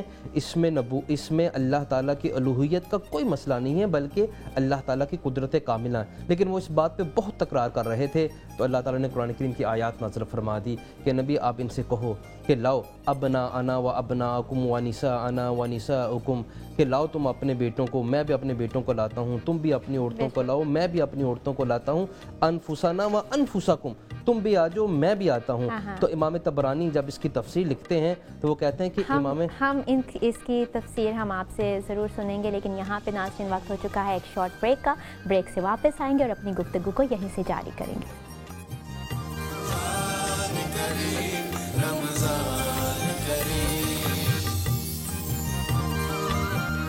ویلکم بیک ناظرین. ہماری آج کی ٹرانسمیشن یوم ولادت امام حسن رضی اللہ تعالیٰ عنہ کی خوشی میں سجائی گئی ہے اور انہی کی یادوں سے معطر ہے. اور میرے ساتھ شریک گفتگو جو ہیں مولانا شفاعت رسول صاحب, ڈاکٹر محمد حسنین صاحب اور پیر ضیاء الحق نقشبندی صاحب موجود ہیں. مولانا صاحب, خلافت کا دور بہت ہی امپورٹنٹ دور ہے, تو امام حسن رضی اللہ تعالیٰ عنہ نے اپنی خلافت کو کس انداز سے گزارا؟ سیدنا امام حسن رضی اللہ تعالیٰ عنہ علیہ السلام خلیفہ برحق ہیں, اور اسلامی خلافت میں 4 خلفاء نہیں ہیں, 5 خلفاء ہیں. اچھا. پہلے خلیفہ سیدنا ابو بکر صدیق رضی اللہ تعالیٰ عنہ اور آخری خلیفہ سیدنا امام حسن علیہ السلام ہیں. ایک بات. دوسری بات یہ ہے کہ مولا علی کے بعد خلافت کا مستحق تھے امام حسن, اور پوری امت کی نظروں میں سیدنا امام حسن سے بڑھ کر کوئی شخص نہیں تھا جو مسند خلافت پر بیٹھے. وہ کیوں؟ 2 واقعات. کہ سیدنا امام حسن نماز پڑھ رہے تھے مسجد نبوی میں, تو آگ لگ گئی. جب آپ نے سلام پھیرا, نماز سے فارغ ہوئے, تو مسجد نبوی کا ایک طرف جلا ہوا تھا. تو آپ نے پوچھا کہ یہ کیا ہوا؟ تو انہوں نے کہا جی آپ کہاں تھے؟ مدینہ سے باہر تھے. انہوں نے کہا نہیں, میں تو مسجد کے اندر تھا. تو انہوں نے کہا جی آپ کو کیوں نہ پتہ چلا اگر آپ مسجد میں تھے؟ تو آپ نے فرمایا کہ تمہیں خبر ہے کہ میں مسجد میں تھا؟ ان کے جی ہمیں بھی آپ کی خبر نہیں تھی, ہم تو آگ بجھانے کی فکر میں تھے. سیدنا امام حسن علیہ السلام نے فرمایا کہ تم دنیا کی آگ بجھانے میں اتنے منہمک تھے کہ میرے ہونے کا تمہیں احساس نہ ہوا, اور میں نماز میں آخرت کی آگ کو بجھا رہا تھا, تو مجھے تمہارا کیسے احساس ہوتا؟ ایک بات. سیدنا امام حسن امام حسین کے بارے میں سیدہ کائنات ان کو نہلا دھلا کے تیار کر کے جمعے کے دن مسجد نبوی میں بیٹھتی اور سیدھے حضور صلی اللہ علیہ وسلم کے ممبر کی طرف جاتے, اور حضور انہیں اٹھا کے اپنے گود میں بٹھا کر پھر خطبہ ارشاد فرماتے تھے. کتنا پیارا آپ کی کمالات, آپ کی تربیت اور پھر نسبت رسول صلی اللہ علیہ وسلم کی وجہ سے امت میں اس وقت آپ سے بہتر کوئی شخص نہیں تھا کہ جس کو مسند خلافت پر بٹھایا جائے. اور پھر سیدنا امام حسن علیہ السلام کی خلافت کے بعد آپ کی جب شہادت ہوتی ہے, تو یہ شہادت بھی, اس شہادت کو شہادت مصطفیٰ کہتے ہیں. ظاہراً تو شہید حضرت امام حسن ہوئے, امام حسین ہوئے, لیکن حقیقتاً میں یہ شہادت مصطفیٰ ہے. اور حضور صلی اللہ علیہ وسلم کو شہادت کی بڑی طلب تھی, لیکن رب العالمین نے حضور کو ظاہری شہادت سے سرفراز نہیں فرمایا, کیونکہ رب العالمین نے فرمایا تھا کہ اے پیارے میں تیری حفاظت کروں گا, تجھ پر کوئی غالب نہیں آئے گا. تو اگر کوئی آپ کو شہید کر دیتا تو وہ آپ پر غالب آ جاتا, اور رب کا وعدہ تھا کہ تیرے پر کوئی غالب نہیں آئے گا. اس لیے رسول اللہ صلی اللہ علیہ وسلم کی ظاہری شہادت نہیں ہوئی, اور میرے آقا نے فرمایا کہ ان دونوں شہزادوں کی جو ظاہری شہادت ہوگی اس کے اندر میری سری شہادت ہوگی. پیر صاحب, شہادت کے وقت امام رضی اللہ عنہ کے آخری الفاظ کیا تھے؟ امام حسین رضی اللہ تعالیٰ عنہ نے جب اپنے بڑے بھائی کو دیکھا, جو زہر کے اثرات تھے وہ بہت گہرے ہو چکے تھے, یعنی کہ میدے تک پتہ چل رہا تھا کہ آخری لمحات ہیں, تو امام حسن رضی اللہ تعالیٰ عنہ کا یہ پورا امتیاز بھی رہا کہ وہ جانتے تھے کس نے زہر دیا ہے, اور کہیں نام بھی آتا ہے, لیکن ہم انتہائی محتاط انداز میں یہ کہیں گے کہ امام حسن رضی اللہ تعالیٰ عنہ نے بالکل کلیئر اپنے قاتل کا یا قاتلہ کا نام نہیں بتایا تھا. یہ بھی امام حسن رضی اللہ تعالیٰ عنہ کی قربانی ہے بہت بڑی امت کو جوڑنے کے لیے, کہ میں تو اس دنیا سے جا رہا ہوں, لیکن میرے جانے کے بعد امت میری وجہ سے یا میرے منہ مبارک سے نکلے ہوئے الفاظ کی وجہ سے تفریق میں نہ پڑے. تو امام حسین رضی اللہ تعالیٰ عنہ فرماتے ہیں کہ جب میرے بڑے بھائی اس دنیا سے جا رہے تھے امام حسن رضی اللہ تعالیٰ عنہ, تو میں نے ان سے کہا کہ اے میرے بڑے بھائی تو پریشان کیوں ہے؟ اور پریشانی یہ بھی تھی کہ انہیں پتا تھا کہ میں تو اب جا رہا ہوں, لیکن میرا جو چھوٹا بھائی ہے, چھوٹے بھائی میں پیار بھی بہت ہوتا ہے. انہیں یہ پتا تھا کہ اللہ کے نبی نے پہلے بھی فرمایا تھا کہ ایک میرے نواسے کو زہر سے شہید کیا جائے گا, دوسرے کو واقعہ کربلا میں شہید کیا جائے گا. تو انہیں یہ اس بات کا اندازہ تھا کہ میں تو اب اس دنیا سے جا رہا ہوں, لیکن میرا چھوٹا جو بھائی امام حسین رضی اللہ تعالیٰ عنہ ہیں, ان کو شہید کیا جائے گا, اور اس وقت ان کے اوپر جو مشکلات آئیں گی. تو حضور مختصر یہ کہ امام حسین رضی اللہ تعالیٰ عنہ نے اپنے بڑے بھائی کو تسلی دی, یا میرے بھائی پریشان نہ ہوں. پریشان وہ اپنے بھائی کی وجہ سے تھے, لیکن آپ نے کہا کہ آپ دنیا سے جا رہے ہیں عن قریب, آپ کی جو ملاقات ہے وہ نبی پاک صلی اللہ علیہ وآلہ وسلم سے ہوئی کہ آپ نے نانا سے ملنا ہے، اپنی نانی سے ملنا ہے، خدیجہ الکبریٰ رضی اللہ تعالی عنہا سے ملنا ہے، آپ نے اپنی والدہ محترمہ سے ملنا ہے، اور جو آپ کے بھائی بہن جو رشتہ دار جہاں چلے گئے دنیا سے، ان سے جا کے آپ نے ملنا ہے۔ تو بات کہنے کا مقصد یہ، پھر آپ کی کرامات بھی بہت زیادہ ہیں۔ امام حسن رضی اللہ تعالیٰ نے ایک سفر میں تھے تو ایک صحابی کے صاحبزادے ساتھ تھے، راستے میں پڑاؤ کیا تو کھجور کا درخت خشک تھا۔ اس صحابی کے صاحبزادے نے کہا کہ کاش اس کھجور کے درخت کو کھجوریں لگی ہوتی، یعنی کہ جو پھلدار ہوتا۔ تو جب سنا تو آپ نے ایک دعا پڑھی اور چند لمحات کے اندر اس پودے کو، اس درخت کو پھلدار یعنی کہ کھجوریں لگنا شروع ہو گئی۔ سبحان اللہ۔ اسی طرح ڈاکٹر صاحب یہاں پہ اسی طرح ایک دفعہ آپ سفر میں حج پیدل جا رہے تھے تو آپ کے سامنے ایک جو مہمان بنا جس نے آپ کو میزبان سارا کیا، تو وہ بیٹے کی خواہش رکھتے تھے۔ انہوں نے دعا کی کہ اے امام حسن رضی اللہ تعالیٰ عنہ دعا کرے اللہ مجھے اولاد دے، میری بیگم کی یہ صورتحال ہے۔ تو آپ نے دعا کی کہ جا انشاءاللہ اللہ آپ کو بیٹا دے، اور اللہ نے اس عورت کو بیٹا عطا فرمایا۔ سبحان اللہ۔ آپ کی کرامات بھی یہ کرامات میں سے ہیں۔ ڈاکٹر صاحب ان کی سخاوت کے متعلق آپ کیا کہیں گے؟ یقینی طور پر امام حسن رضی اللہ تعالیٰ عنہ کی سمت پہ بڑے احسانات ہیں۔ آپ نے اپنی زندگی میں 2 مرتبہ اپنا سارا مال راہ خدا میں خرچ کیا، اور 3 مرتبہ اپنے مال کا نصف حصہ اللہ کی راہ میں خرچ کیا۔ اسی وجہ سے آپ کو کریمین اہل بیت کہا جاتا ہے۔ سبحان اللہ۔ اس لیے امت کے اوپر، اس وقت امت کے اوپر رسول اللہ صلی اللہ علیہ وسلم کے جانے کے بعد اگر کسی گھرانے کی اس امت پر قربانیاں ہیں جنہوں نے اپنی جانیں دے کر نانا کے دین کی بقا اور حفاظت میں اہم کردار ادا کیا، یقینی طور پر وہ اہل بیت کا گھرانہ ہے۔ آپ کے اہل بیت کے گھرانے کی خدمات کو امت کا اگر کوئی گروہ، کوئی فرد انکار کرتا ہے تو یقینی طور پر اس کو اپنے ایمان کی فکر کرنی چاہیے، کیونکہ آپ کی قربانیاں، آپ کے احسانات اس امت پہ بہت ہیں۔ جس طرح بریک سے جانے سے پہلے میں آپ سے عرض کر رہا تھا، جب سورۃ العمران کی آیات نازل ہوئی عیسائیوں کے بارے میں جو وفد آیا تھا، تو میں امام طبرانی بہت بڑے مفسر قرآن ہیں، ان کی بات کر رہا تھا کہ جب رسول صلی اللہ علیہ وسلم ابناءنا و ابناءکم و نساءنا و نساءکم و انفسنا و انفسکم لے کے نکلے، تو امام طبرانی کہتے ہیں کہ حضرت حسن رضی اللہ تعالیٰ عنہ اور امام حسین رضی اللہ عنہ، امام حسین چھوٹے تھے تو وہ گود میں تھے، اور امام حسن صلی اللہ علیہ وسلم کی دائیں انگلی مبارک کے ساتھ چمٹے ہوئے تھے، اور حضرت علی آپ کے دائیں طرف اور حضرت سیدنا فاطمہ رضی اللہ عنہ آپ کے بائیں طرف تھی۔ یہ تھی عملی تشریح انفسنا و انفسکم کی۔ تو رسول اللہ صلی اللہ علیہ وسلم کے بعد اہل بیت سے محبت یقینی طور پر ہمارے ایمان کا جزو ہے۔ بالکل ایمان کا حصہ ہے پنجتن پاک کی محبت، آپ کیا کہیں گے اس بارے میں؟ پنجتن پاک کی محبت ایمان کا حصہ ہے، اس لیے کہ نبی پاک صلی اللہ علیہ وسلم نے فرمایا کہ جو ان سے محبت کرتا ہے وہی مجھ سے محبت کرتا ہے، جو مجھ سے محبت کرتا ہے وہ اللہ سے محبت کرتا ہے، اور جو اللہ سے محبت کرتا ہے اس کا ٹھکانہ جنت ہے، اور جو ان سے بغض رکھتا ہے وہ سمجھیں کہ وہ محمد صلی اللہ علیہ وسلم سے بغض رکھتا ہے، جو مجھ سے بغض رکھتا ہے وہ اللہ سے بغض رکھتا ہے، اور جو اللہ سے بغض رکھتا ہے اس کا ٹھکانہ جہنم ہے۔ گویا اہل بیت کی محبت حضور کی محبت سے جدا نہیں ہے۔ جب آپ نماز میں درود شریف پڑھتی ہیں تو آپ پڑھتی ہیں اللہم صلی علی محمد وعلی آل محمد۔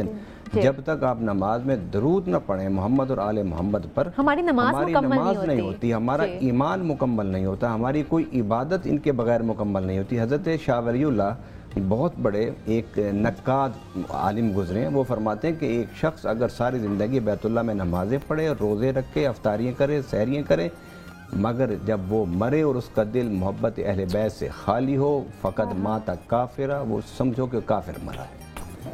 استغفر اللہ، اللہ تعالیٰ ہمیں اس گھڑی سے بچائے۔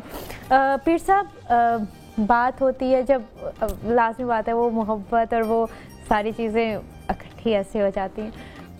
سخاوت کے متعلق ان کے بارے میں بہت سنا کہ ان کا دسترخوان بہت وسیع تھا، اس بارے میں کیا فرمائیں گے؟ دیکھیے آپ نے ہمیشہ جب بھی کھانا کھایا ہے غریبوں اور مسکینوں کے ساتھ بیٹھ کے کھانا کھایا ہے، اور یہ سنت مصطفیٰ بھی ہے، سنت انبیاء بھی ہے، سنت جتنے بھی نیک لوگ گزرے ہیں، اسی چیز کو آگے جو ہمارے اکابر ہیں وہ بھی ایک چیز کو اپنا کے چلتے ہیں۔ سخاوت اس گھرانے کی پہچان ہے، اور اس اہل بیت کا گھرانہ جو ہے اللہ کے نبی ہوں یا آپ کے یہ صاحبزادے، یا اب آگے دیکھ جتنے اہل سید ہیں جو سادات ہیں اہل بیت میں سے ہیں، ان سے جو مانگا جاتا ہے وہ دیتے ہیں۔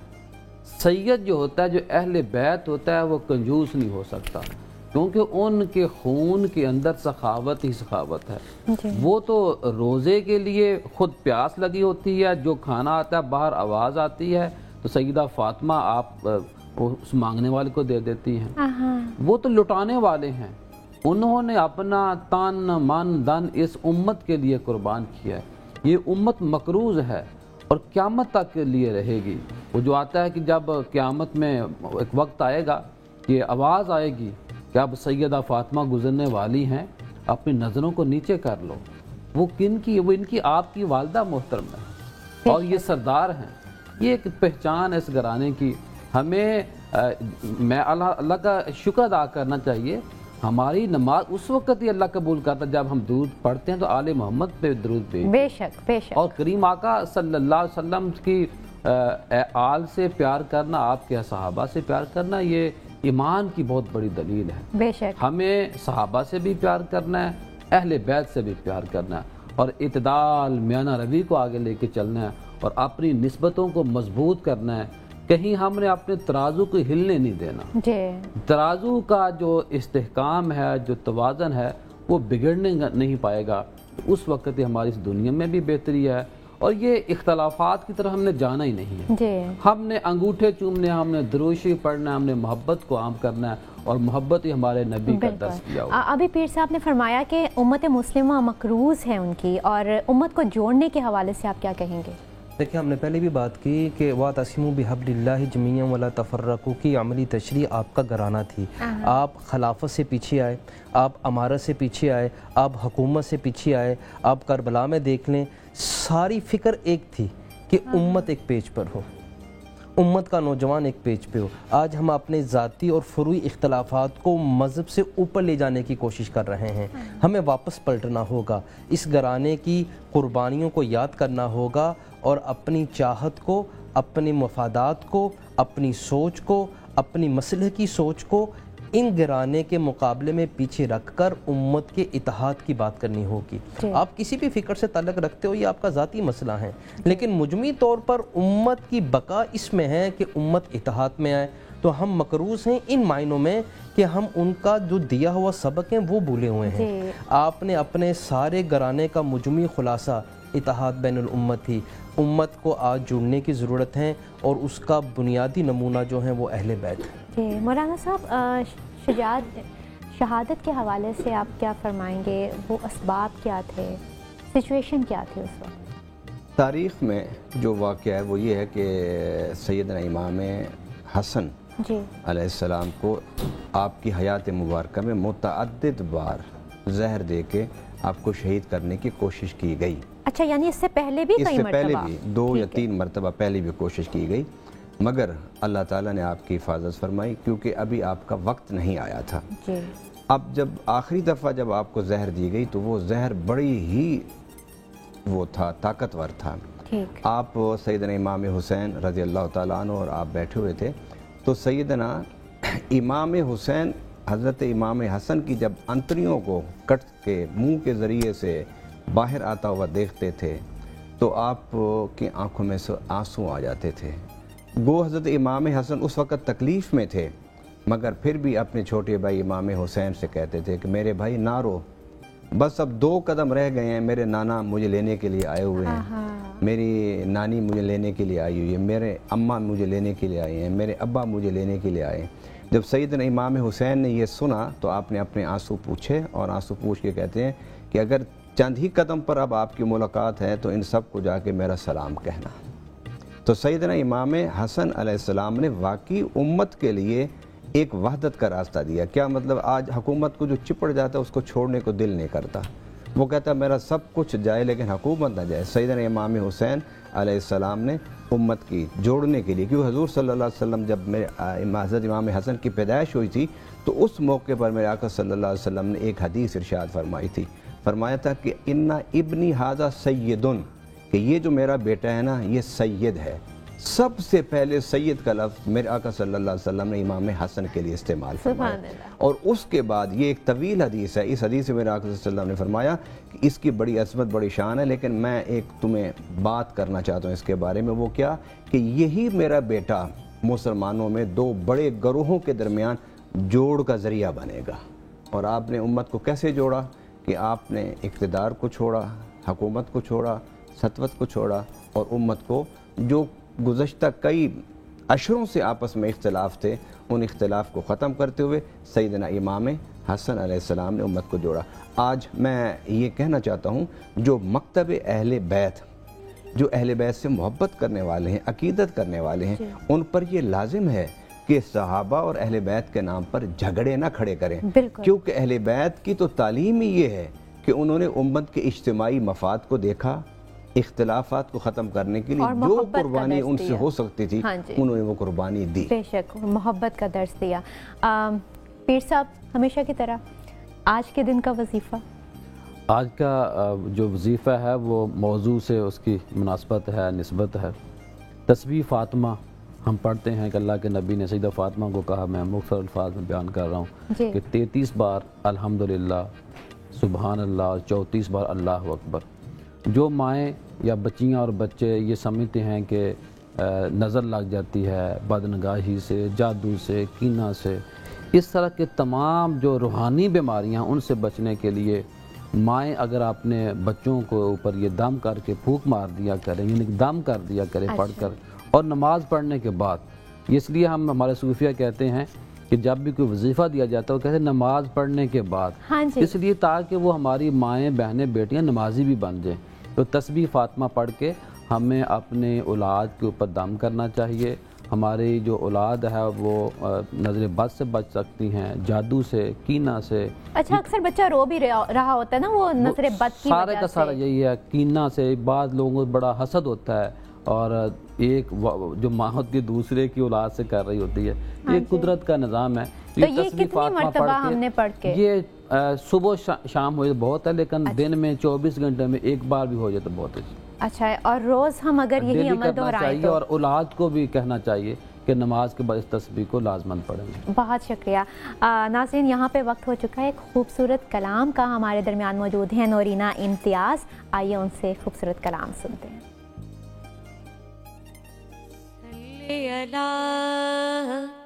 نبینا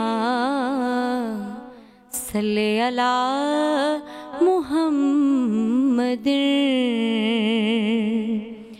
میں تو پنجتن کا غلام ہوں، میں تو پنجتن کا غلام ہوں. میں غلام ابن غلام ہوں، میں مرید خیر الانام ہوں. میں تو پنجتن کا غلام ہوں، میں تو پنجتن کا غلام ہوں. مجھے عشق ہے تو خدا سے ہے، مجھے عشق ہے تو رسول سے، یہ کرم ہے سارا بطول کا.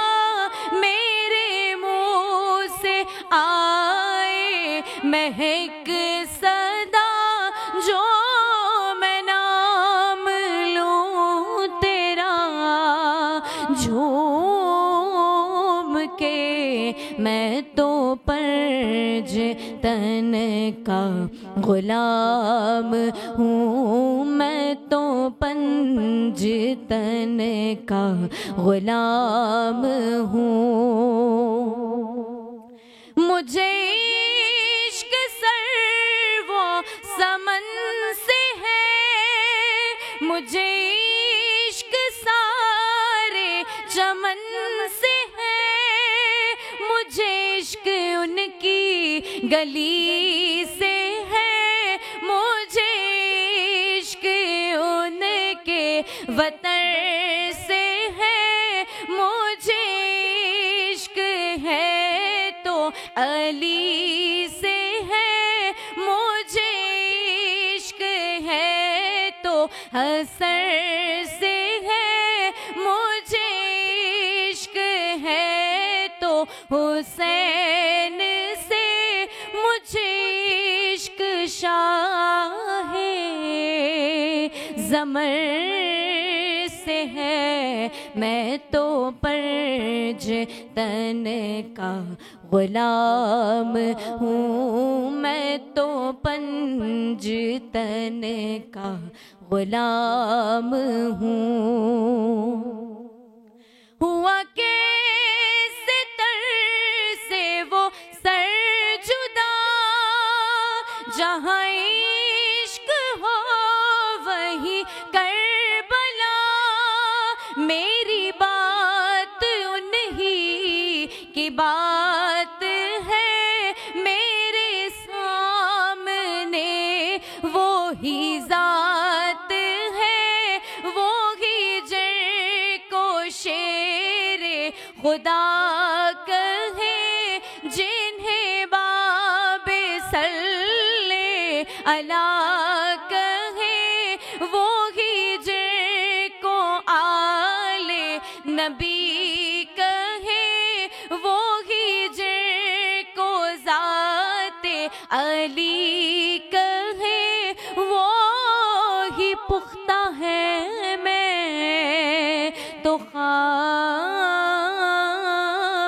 हूँ मैं तो पंज तन का गुलाम हूँ मैं तो पंज तन का गुलाम हूँ मैं कमर हूँ शायर बेनवा मेरी हैसियत ही भला है क्या वो है बादशाहों के बादशाह मैं हूँ के दर का बस एक गदा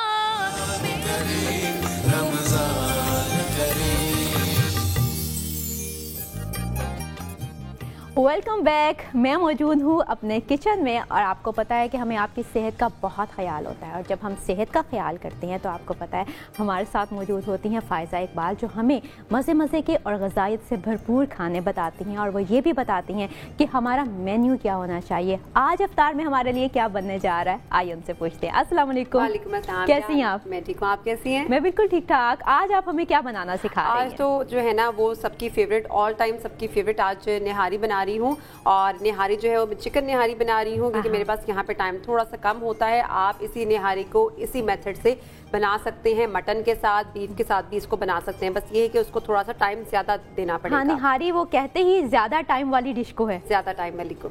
अच्छा, मेरे पास जो यहाँ पे सबसे पहले जो मैंने वर्किंग की हुई है उसमें मैंने सबसे पहले जो है ना इसका सबसे इम्पॉर्टेंट पार्ट निहारी का जो होता है वो होता है गरम मसाला। उसके बाद गरम मसाले के बाद होती है सौंठ यानी कि सूखा अदरक, उसको पीस लेना है और साथ में मेरे पास है सौंठ। ये तीन इंग्रेडिएंट्स जो हैं ये निहारी की जान होते हैं, इसके बगैर निहारी नहीं बनती। और इस मेरे पास सबसे इम्पॉर्टेंट जो है ना वो गरम मसाला है। गरम मसाला जो है ना उसके इंग्रेडिएंट्स मैं आपके साथ शेयर कर देती हूँ। मैंने इसको पहले से बना के रखा है। इसमें हमारे पास शामिल होगा सफ़ेद ज़ीरा जो कि होगा मेरे पास यहाँ पे 200 ग्राम। मैंने ज़्यादा क्वांटिटी बता रही हूँ आपकी, आप इसको रख सकते हैं अपने पास और जब आप इसको अपने पास रखेंगे सेव करके आप इसको पूरा महीना 2 महीने यूज़ कर सकते हैं। तो इसमें मेरे पास जो है ना वो सफ़ेद ज़ीरा है 200 ग्राम, काला ज़ीरा इसमें 100 ग्राम जाएगा, इसमें जो मोटी इलायची है वो 25 ग्राम है, सब्ज़ इलायची 25 ग्राम और इसके अंदर जो है ना बे लीफ यानी कि जो कड़ी पत्ता होते हैं वो जाएंगे इसमें 20 ग्राम और इसमें लौंग जाएंगे 20 ग्राम, दालचीनी जाएगी 20 ग्राम। और इन सब मसालों को आपने अच्छे से ग्राइंड करके छान लेना है और अपने पास एक बॉटल में प्रिजर्व करके रखना है। और ये गरम मसाला जो है आप अपने किसी भी खाने में इस्तेमाल कर सकते हैं।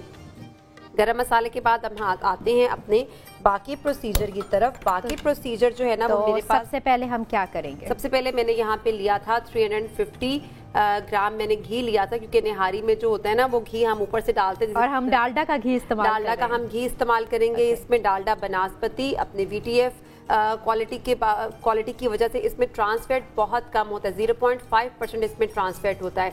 और अगर आप कोई भी और घी इस्तेमाल करते हैं तो इसमें इसका ट्रांस फैट जो है 15% तक होता है, तो ये हमारी हेल्थ के लिए बहुत अच्छा है। तो हमने इसमें 350 ग्राम मैंने डाला डालडा का घी, इसको हम निकाल लेंगे बाद में ना, क्योंकि यानी पहले ज्यादा डाल लिए हमने, थोड़ा सा हम निकालेंगे क्योंकि ऊपर से डलता है फिर निहारी में, और जिस तरी कहा जाता है, जिस तरी कहते हैं ना, वो ऊपर से डाली जाती है। और मैंने क्या किया, घी लेने के बाद मैंने इसके अंदर जो है ना वो डाला तकरीबन 2 से 3 प्याज, उसको 2 से 3 प्याज उसको ब्राउन किए। ब्राउन करने के बाद मैंने उसके अंदर जो है ना वो 1.5 किलो चिकन डाला। आप बोन ले सकते हैं, विद बोन ले सकते हैं, विदाउट बोन ले सकते हैं, आपकी अपनी मर्जी है। और तो आपने आज बोनलेस लिया है? मैंने आज बोनलेस लिया है और सबरूसो का चिकन यूज़ कर रही हूँ मैं यहाँ पे। और इसको पकाने के बाद इसमें मैं 2 टेबलस्पून भर के ऐड करूँगी अदरक और लहसुन का पेस्ट, जो कि मेरे पास है मैचल्स का। और वो भी वक्त की बचत के लिए, वक्त की बचत बहुत ज़रूरी है, स्पेशली हमारे शो के लिए वक्त बिल्कुल बहुत इम्पोर्टेंट है। हमने बहुत थोड़े टाइम में आपको बहुत ज़्यादा कुछ बना के दिखाना होता है, इसी वजह से हमारे लिए जो ज़्यादा मददगार साबित होते हैं वो मिचल्स है, टैंग भी है, डालडा भी है, ये सब हम चीज़ें यूज़ करते हैं कि हमसे जल्दी जल्दी चीज़ें बन जाए और आपके सामने हम ग़िज़ाइयत से भरपूर खाना लेके आए। ओके, हमने बोनलेस चिकन इसमें डाल दिया, ऐड कर दिया। उसके बाद इसको अच्छे से पकाया। पकाने के बाद मैंने इसमें 1 टेबलस्पून जो है ना वो चिली पाउडर ऐड किया, वो आप अपने टेस्ट के अकॉर्डिंग ऐड कर सकते हैं। सॉल्ट ऐड किया, थोड़ी सी हल्दी ऐड करने के बाद इसमें हम दादर मिर्च ऐड कर सकते हैं, क्योंकि हमने अगर सुर्ख मिर्च पाउडर हम यूज़ कर रहे हैं तो उसके साथ हम दादर मिर्च भी इस्तेमाल कर देते हैं। बहुत से लोगों को ये वो ज़्यादा स्पाइसी पसंद करते हैं ना फायजा, तो उसकी वजह से फिर मैं कहती हूँ कि दोनों तरह की मिर्चें डल जाए तो ज़्यादा जायका आ जाएगा उसमें। लेकिन मैंने इसमें चिली पाउडर ऐड किया है 1 टेबलस्पून। आप चिली पाउडर को अपने टेस्ट के अकॉर्डिंग डाल सकती हैं। उसके बाद मैंने इसमें 1/2 टेबलस्पून सॉल्ट ऐड किया है, अगर कम होगा तो हम इसमें और ऐड कर लेंगे। और थोड़ी सी 1 टीस्पून मैंने इसमें हल्दी पाउडर ऐड किया।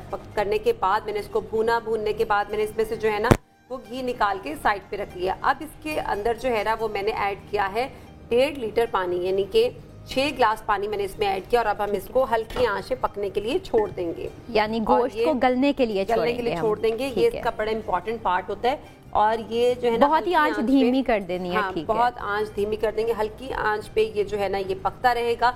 और इसके बाद फिर हम इसमें बाकी प्रोसीजर करेंगे। तो इसको तकरीबन कितनी देर लग जाएगी? आप इसको 40 मिनट्स तो दें कि 40 मिनट्स जो है ना ये हल्की आंच पे पकता रहे और इसका बड़ा अच्छा सा टेस्ट आ जाएगा। और उसके बाद फिर हम इसके अंदर ऐड करेंगे, मेरे पास यहाँ पे लाल आटा है, होल व्हीट फ्लावर है मेरे पास। इसको हम पानी में डिसॉल्व करके इसकी ग्रेवी को थिक करने के लिए ऐड करेंगे। अच्छा। और ये मेरे पास भुना हुआ है, आपने इसको जो है ना वो भून लेना है। भूनने के बाद फिर आपने इसको यूज करना है, अपने भून लेना है, खाली थोड़ा सा इसको पका लेना है, फिर खुशबू आने लग जाए तो आटे को थोड़ा सा पका लेना है। पूछना चाह रही थी कि आप किस तरह इसे भूनेंगी? खाली वैसी खाली पैन में डाल के ना, पैन में डाल के हम इसको ड्राई रोस्ट कर लेंगे। ठीक है, थोड़ा सा ये जब पक जाएगा तो फिर हम इसके अंदर इसकी ग्रेवी। अच्छा, हमें कैसे पता चलेगा ये पक गया? खुशबू आने लग जाती है। अच्छा, खुशबू आना शुरू हो जाती है। और ये इसका कलर भी चेंज होता है? कलर थोड़ा सा चेंज होगा, जैसे कि वाइट, वैसे भी लाल आटा जो है ना वो थोड़ा सा ब्राउनिश होता है, लाल थोड़ा सा ब्राउन सा होता है। जब उसको पकाया जाएगा तो उसमें से खुशबू आना शुरू हो जाती है। जैसे कि अगर आप किसी भी ड्राई मसाले वगैरह को रोस्ट करते हैं तो उसमें से भी खुशबू आना शुरू हो जाती है, जीरा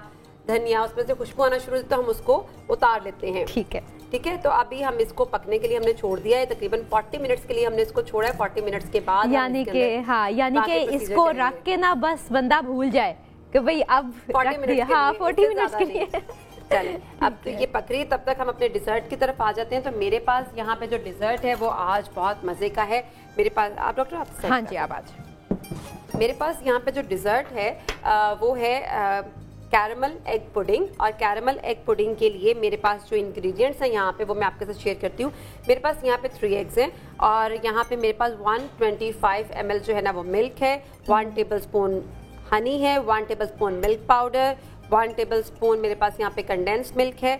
और हम इसमें ऐड करेंगे तकरीबन 125 ग्राम या 120 ग्राम तक हम इसमें ऐड करेंगे milk pack cream.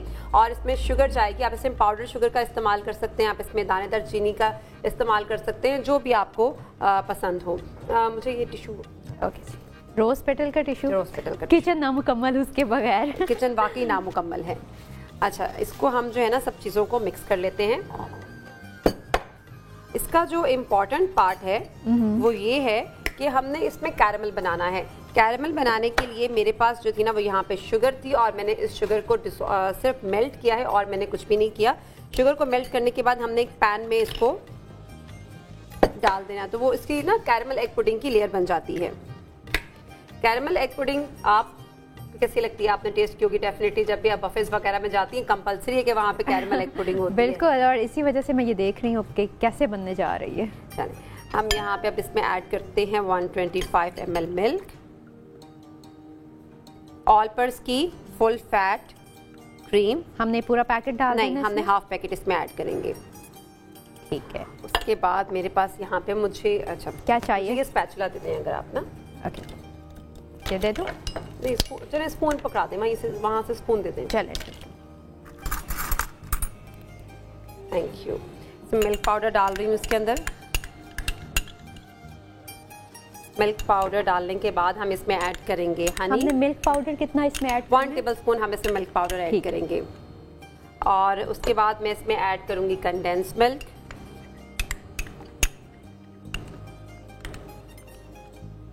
Condense milk को डालने के बाद सब चीज़ें हमारी हो गई। अब हम इसको अच्छे से जो है ना वो बीट कर लेंगे।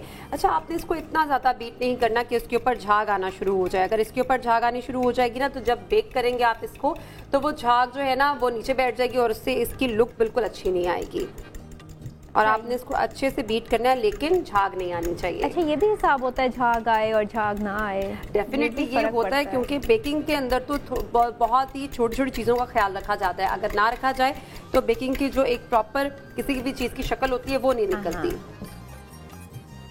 चलिए मैं इस बाकी चीज़ों को साइड पे रखती हूँ, क्योंकि आपको पता है मुझे भी आपका किचन बहुत अजीज़ है और उसकी मैं सफाई सुथराई पे बहुत ध्यान रखती हूँ। वो कहते हैं ना कि एक औरत का सुघड़पन जो देखना होता है ना, वो उसकी किचन की सफाई सुथराई से देखा जाता है। मुझे डॉक्टर ये मोल्ड अगर आप पकड़ा दें, इसके अंदर मैं कैरमल बता दी, ये मोल्ड। हाँ जी, ये वाला। और ये गरम है? गरम है बहुत नहीं। हाँ, ठीक है थोड़ा। अच्छा, इसके अंदर जो है ना वो मैंने क्या किया, आप इस तरह का मोल्ड ले सकते हैं आप पुडिंग के लिए, और भी बहुत से डिफरेंट डिजाइनिंग के मोल्ड्स मिलते हैं, आप वो भी यूज़ कर सकते हैं। अगर आप उसको लें तो इसके अंदर आपने तकरीबन, मैंने इसमें 150 ग्राम शुगर ली थी और उसको मेल्ट किया। मेल्ट करने के बाद मैंने इसमें डाल दिया। अब ये देखिए, ये प्रॉपर तरीके से जो है ना ये सेट हो चुकी है। और इसमें ये जो मेरे पास मिक्सचर था वो मैं ऐड करूँगी। और कोई चीज़ चाहिए यहाँ से? नहीं, थैंक यू। ओके, ये सब अच्छे से मिक्स करना है आपने इसको, और मिक्स करने के बाद हम इस बैटर को इसके अंदर डाल देंगे।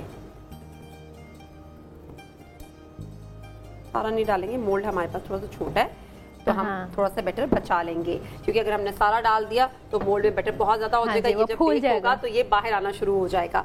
तो हम इसमें इतना ही बैटर रखेंगे। अच्छा, इसके लिए ये बहुत लिक्विड कंटेंट है, ये लिक्विड सा हमारे पास जो है ना वो मिक्सचर है बहुत ज़्यादा। इसका मतलब है हमें बहुत ज़्यादा देर तक इसे ओवन में रखना पड़ेगा। ओवन में ज़्यादा देर तक भी रखना पड़ेगा, और इसका टेम्परेचर भी हमें कम रखना पड़ेगा। अप्रॉक्सीमेटली हम इसका जो है ना 160 या 170 का टेम्परेचर रखेंगे।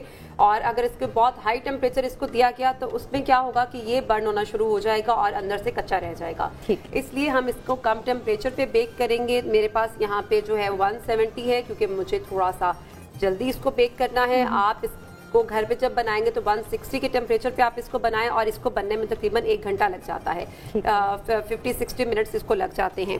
तो अभी हम रखते हैं, मेरे पास ओवन जो है वो प्री हीट है। ओवन आपने हमेशा से प्री हीट करके रखना है 15 मिनट्स पहले, और उसके बाद मैं अब इसको रखने के लिए जा रही हूँ। फायजा, आज जितनी भी बता रहे हो डिशेस वो लंबी वाली हैं कि क्या ज्यादा देर के लिए हम जो है ना वो डिशेस हैं। और आपको पता है बेकिंग हो जाए, खाना हो जाए, जो ट्रेडिशनल हमारे खाने होते हैं उसको तो वैसे ही बहुत टाइम लगता है। हाँ, ये तो है।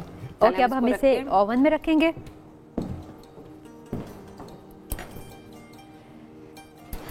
तो इसे हम 170 के, मैंने इसको यहाँ पे 170 पे रखा है। आप इसको जो है ना वो 160 के टेम्परेचर पे बेक होने के लिए रख सकते हैं, और अगर इसे कम रखना चाहें तो वो भी रख सकते हैं, लेकिन उसमें टाइम बढ़ जाएगा फिर आपका। अगर जैसे कि 170 पे मेरे पास 1 आवर है, तो अगर आप 160 पे रखेंगे तो टाइम थोड़ा सा 10 मिनट 15 मिनट जो है ना वो हमें इसको ज़्यादा देने पड़ेंगे। ठीक है।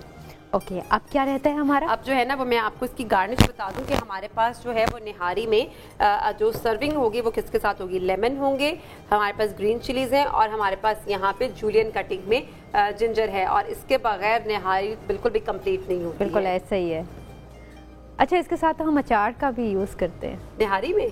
हाँ, उसके साथ नहीं खाते हुए दरमियान में साथ अचार भी रखते हैं। वो तो आपकी अपनी मर्जी। वो जितने लवाजमात आप ज्यादा कर लें आपको उतना ज्यादा मजा आएगा, उतने ज्यादा आप चटखारे ले लेके खाएंगे। आपको पता है जो देसी खाने हैं ना, वो जब तक चटखारे ना लिया जाए या कहते हैं ना कि पसीना ना आ जाए खाते हुए, मसाले मिर्चे वगैरह, मज़ा नहीं आता। ऐसे ही है, ऐसे ही है। चलें जी, अब इसके जो है ना इसमें जो हमें गरम मसाला डालना है जब हम इसको दम पे लगाएंगे तो वो मैं आपके साथ डिस्कस कर लेती हूँ। ठीक है, हम जगह चेंज कर लेते हैं थोड़ी सी। तो मेरे पास यहाँ पे जो है ना वो कुछ चीज़ें आपके साथ शेयर करती हैं। मेरे पास यहाँ पे गरम मसाला है, जो मैंने इसके इंग्रेडिएंट्स मैंने आपके साथ शेयर किए थे। ये मैं लूँगी तकरीबन 1.5 टेबल स्पून, और इसके अंदर मैं ऐड करूँगी सौंठ, यानी कि मैंने यूज़ करना है सूखा अदरक और उसका पाउडर यूज़ करना है। इसका पाउडर करने के बाद आप मेक श्योर कि उसको छान ज़रूर लीजिएगा, क्योंकि अच्छा, आप पाउडर क्यों यूज़ कर रही हैं इसका? आप वैसे भी तो इस्तेमाल कर सकते हैं। नहीं, निहारी के अंदर जो सौंठ है ना उसका हाँ। टेस्ट बहुत अच्छा होता है। अच्छा। और इसलिए जो ना हम इसका पाउडर इस्तेमाल करेंगे। ठीक है। और ये मेरे पास 1.5 टेबल स्पून जो है ना वो सौंठ का पाउडर है, और उसके बाद मैं इसमें ऐड करूँगी सौंफ का पाउडर। ये जो दो चीज़ें हैं ना, गरम मसाला तो चलें आप डालेंगे, लेकिन ये दो चीज़ें जो है ना बहुत इंपॉर्टेंट है, जिसमें सौंफ ये भी मैं 1.5 टेबल स्पून ले रही हूँ। तो मेरे पास जो है ना ये मैं यहाँ पे दिखा दूँ कि मेरे पास ये जो पूरा एक रैमिकन है ना, ये मसाले से भरा हुआ है। जो मसाला हम यूज़ करेंगे निहारी को डाल के इस पर फिर दम पे लगाने के बाद फिर हम इस पर यूज़ करेंगे, और ये बहुत इंपॉर्टेंट मसाला है। और आप इसको घर पे बना के रख सकते हैं निहारी के लिए। जब भी आपको यूज़ करना हो आप इसको मसाले को निकालें और बना लें। इसमें बहुत टाइम कंज्यूम नहीं होगा अगर पहले से बना हुआ होगा तो। ठीक है, ये हमारा जो है निहारी बन रही है, और अभी थोड़ा टाइम लगेगा हमें। अभी इसको टाइम लगेगा 40 मिनट्स तकरीबन हमने देने। 15 मिनट तो यहीं पे हो गए हैं, बस हमारा थोड़ा सा टाइम जो है ना वो बाकी रह गया। तो ये पकती रहेगी और उसके बाद फिर हम चले ठीक है। तो जब तक ये पकती है तब तक हमारे साथ यहाँ पे मौजूद हैं महविश। तो महविश, आपसे दरख्वास्त करती हूँ कि नाते रसूल मकबूल सल्लल्लाहु अलैहि वसल्लम आप पेश कीजिए।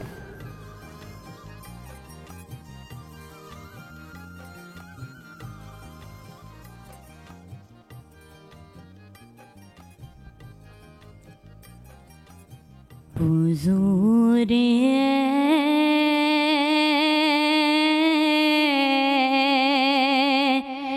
सा कोई इंतजाम हो जाए,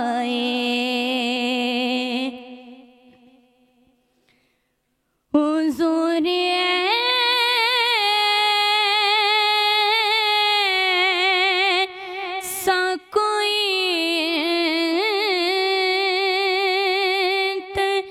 जाम हो जाए, हुजूर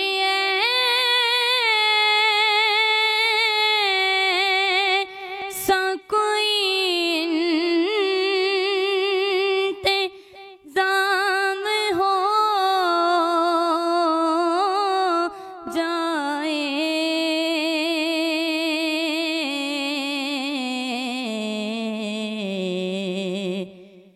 सलाम के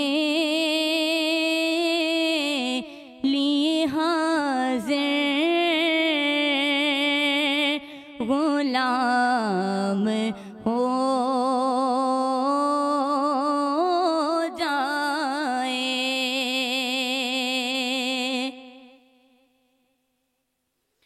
मैं सिर्फ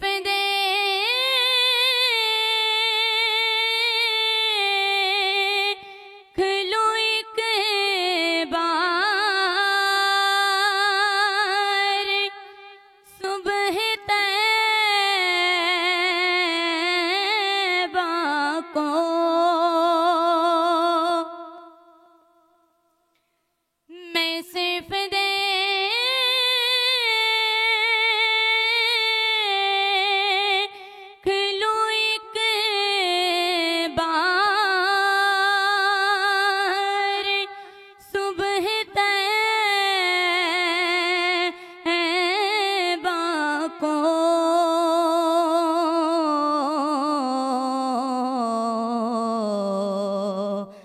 بلا سے پھر میری دنیا میں شام ہو جائے.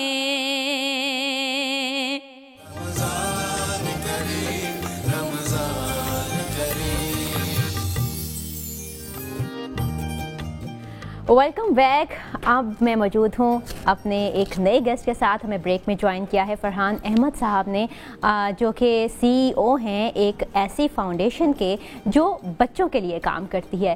یہ بچے بہت نازک اور معصوم ہوتے ہیں، ان کو چھوٹی سی بھی جو تکلیف ہوتی ہے وہ ان کے والدین کے لیے بہت گراں گزرتی ہے، اور ہماری دعا ہے کہ دنیا کے تمام بچے کسی بھی تکلیف میں مبتلا نہ ہوں. لیکن فرحان احمد صاحب جو فاؤنڈیشن چلا رہے ہیں اس کا خاص طور پہ کام ایسے بچوں کی حفاظت کرنا اور ایسے بچوں کا علاج کرنا ہے جو ہارٹ کے مرض میں مبتلا ہے. بہت سے بچوں کے دل میں سوراخ ہو جاتا ہے، پیدائشی سوراخ ہوتا ہے، اس کو وہ صحت یاب کرنے میں معاون ثابت ہوتے ہیں. تو السلام علیکم. وعلیکم السلام جی. کیسے ہیں آپ؟ الحمدللہ خیریت. اچھا فرحان صاحب، یہ فاؤنڈیشن اور اسپیشلی اس طرح کے مرض کا علاج بچوں کے لیے کرنا خیال کیسے آیا ایسا؟ میں جی الحمدللہ ایک IT کی کمپنی ہے میری. ویسے تو میرا سلسلہ سارا وہاں سے چلتا ہے جی. ایک ہمارے فیملی میں حادثہ ہوا، میری چھوٹی بیٹی اس مرض کے ساتھ پیدا ہوئی تھی. پھر اس کی زندگی اللہ نے رکھی، تقریباً 3 سال وہ ہمارے ساتھ رہی. پھر اس کا انتقال ہو گیا. تو بس اس ٹائم میں ہمیں پتہ چلا کہ جو بغیر پیسے والے ہیں ان کے لیے بھی مشکل ہے، اور جو پیسے والے ہیں ان کے لیے بھی بہت لمبی لائنیں لگی ہیں. بس وہ ایک ریزن تھا، اور کوئی بھی وجہ ہوتی ہے اللہ کی طرف سے ڈیسائیڈ ہوتا ہے کہ جو انسان اپنا جان مال وقت کسی چیز پر لگا سکے. بالکل. اور اس کار خیر کو کرتے ہوئے کتنا عرصہ گزرا؟ جی 2012 سے جی فاؤنڈیشن کا آغاز رکھا، پاکستان چلڈرن ہارٹ فاؤنڈیشن. اور اب تو ماشاءاللہ کوئی تقریباً 8-9 سال ہو گئے ہیں جی یہ کام کرتے ہوئے. اور ان 8-9 سالوں میں کتنے بچوں کا علاج ہو چکا ہے؟ جی اللہ نے ہمیں توفیق دی جی. ایک بچے کی ہارٹ کی سرجری پر تقریباً 4.5 لاکھ کا خرچہ آتا ہے. تو فاؤنڈیشن جس دن سے بنی پہلے سال ہم نے 3 بچوں کا علاج کروایا، اور ٹل ڈیٹ 2800 سے زیادہ بچوں کا علاج ہو چکا ہے. ماشاءاللہ. اور الحمدللہ کو تقریباً 1 ارب روپیہ لگ گیا ہے جی جو بچوں کی ہارٹ کی سرجری پر اور انٹرونشن پر. تو اس میں یہ سارا جو کار خیر ہے اس میں آپ کے معاون کون ہیں؟ بس جی آپ جیسے لوگ ہیں جو ماشاءاللہ ہمیں موقع دیتے ہیں، ہم بات کرتے ہیں، لوگوں کو بات سمجھ آ جاتی ہے. کیونکہ یہ بچے کی ہارٹ کی سرجری صرف اس کا سرجری کا علاج نہیں ہو رہا، اس کے فیوچر پر آپ انویسٹ کر رہے ہیں. کیونکہ یہ اگر بچے کی ہارٹ کی سرجری ٹائم پر اس کی ڈائگنوس ہو جائے اور اس کی ٹریٹمنٹ ٹائم پر ہو جائے تو یہ بچے کو فار لائف پیدائشی دل کا مسئلہ کیور ہو جاتا ہے. تو it does not come back like any other disease. کوئی خدا نخواستہ کینسر کی طرح یہ واپس نہیں آتا. تو ہم اپنے ڈونرز کو یہ ریکویسٹ کرتے ہیں بھی جو بھی آپ زکوٰۃ، صدقات یا خیرات جس بھی مد میں یہ پیسہ دینا چاہتے ہیں وہ بچے کی صرف ہارٹ کی ٹریٹمنٹ پہ نہیں لگ رہا، وہ اس کے فیوچر پر انویسٹ ہو رہا ہے.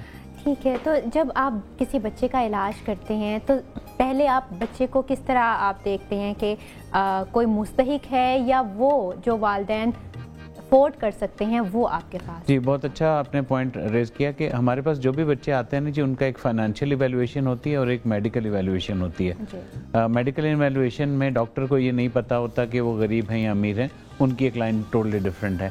جب وہ میڈیکلی ان کی یہ اسکریننگ ہو جاتی ہے تو نیکسٹ اسٹیپ ہوتا ہے فائنینشیل ایویلویشن کا. اس میں ان سے کویسچنر پوچھا جاتا ہے بھی آپ زکوٰۃ کے مستحق ہیں یا نہیں، اور اگر آپ ضرورت مند ہیں تو وہ زکوٰۃ سے پیسے سے علاج ہونا ہے یا نان زکوٰۃ کے پیسے سے علاج ہونا ہے. اچھا لیکن ڈاکٹر صاحب بات یہ ہے کہ جب آپ نے ابھی فرمایا کہ 4.5 لاکھ روپے ایک بچے کے آپریشن کا خرچہ آتا ہے، تو یہ خرچہ کیا کچھ فیصد آپ کی فاؤنڈیشن دیتی ہے یا مکمل مفت علاج ہوتا ہے؟ جی جو لوگ بالکل افورڈ نہیں کر سکتے ان کا 100% ہماری فاؤنڈیشن علاج کرتی ہے.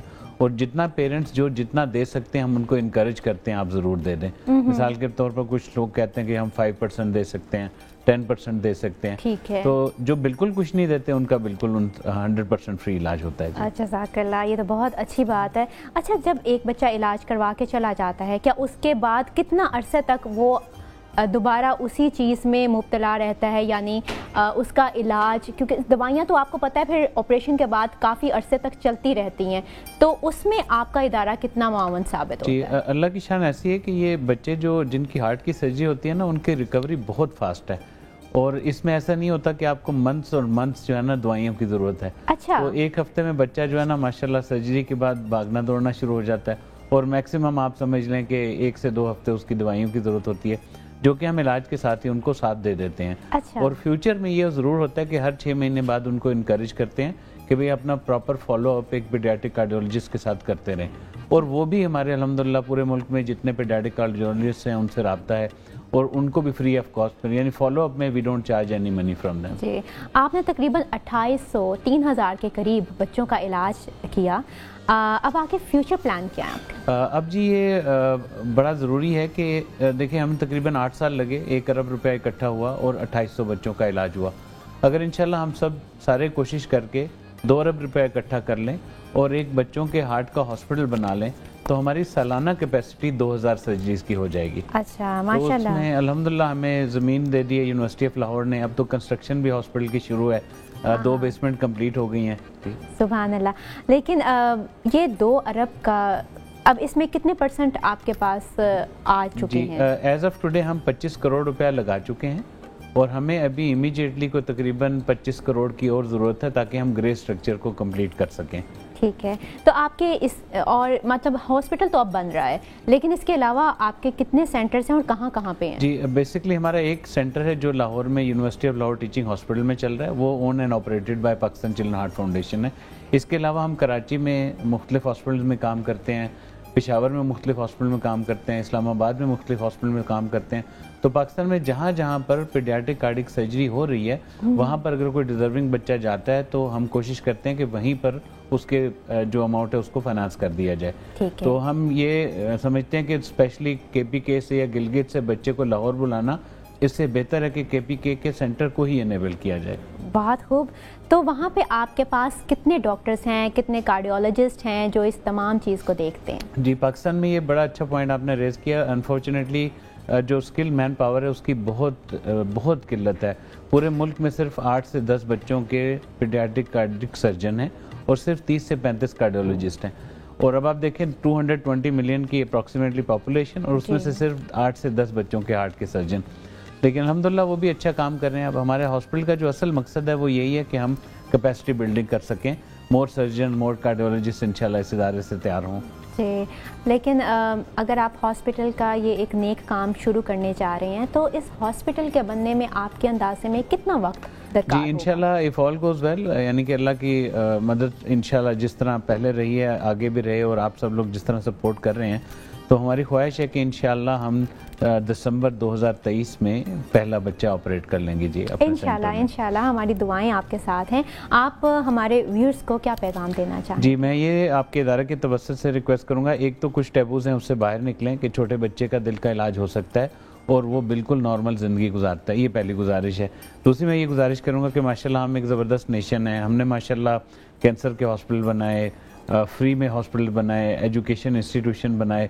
اب ہماری گزارش یہ ہے کہ اگر اس وقت ہم سب پرائورٹائز کر لیں کہ جلد از جلد بچوں کے ہارٹ کا ہاسپٹل بن جائے تو انشاءاللہ ہمارے سال کی 2000 کیپیسٹی بڑھ جائے گی.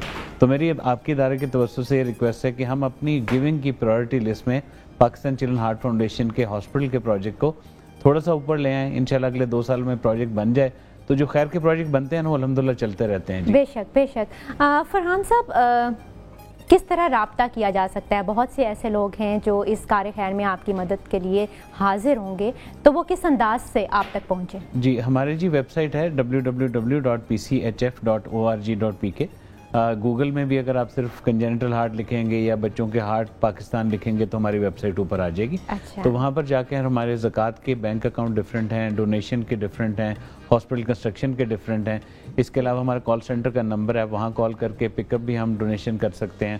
ایزی پیسہ بھی اویلیبل ہے, جائز کیش بھی اویلیبل ہے, on line debit credit card کی فیسلٹی اویلیبل ہے, اور 100% شریعہ کمپلائنٹ ہے, یعنی کہ جو پیسہ زکوٰۃ کے مستحق ہے الحمدللہ وہ زکوٰۃ کے مستحق تک لگایا جاتا ہے. جی جزاک اللہ, بہت شکریہ فرحان صاحب آپ کا. ناظرین آپ سے بھی درخواست ہے, ایک اپیل ہے کہ خدارہ ان بچوں کا خیال کریں جو خود شاید منہ سے نہ بول سکتے ہوں, آپ تک ان کی آواز نہ پہنچ سکتی ہو, لیکن آج ہمارے اس پروگرام کے توسط سے آپ تک یہ اپیل پہنچ رہی ہے کہ ان کی مدد کیجیے. رمضان المبارک کے مہینے میں آپ اور بڑھ چڑھ کر کار خیر میں حصہ ڈالیے اور ثواب دارین حاصل کیجیے۔ اب ہم چلتے ہیں نعت رسول مقبول صلی اللہ علیہ وآلہ وسلم کی طرف۔ تو ہمارے درمیان موجود ہے مہوش آپ سے درخواست ہے کہ نعت رسول مقبول صلی اللہ علیہ وآلہ وسلم پیش کریں۔ کوئی دنیا عطا میں نہیں ہمتا تیرا ہو جو حاتم کو میسر یہ نظارہ تیرا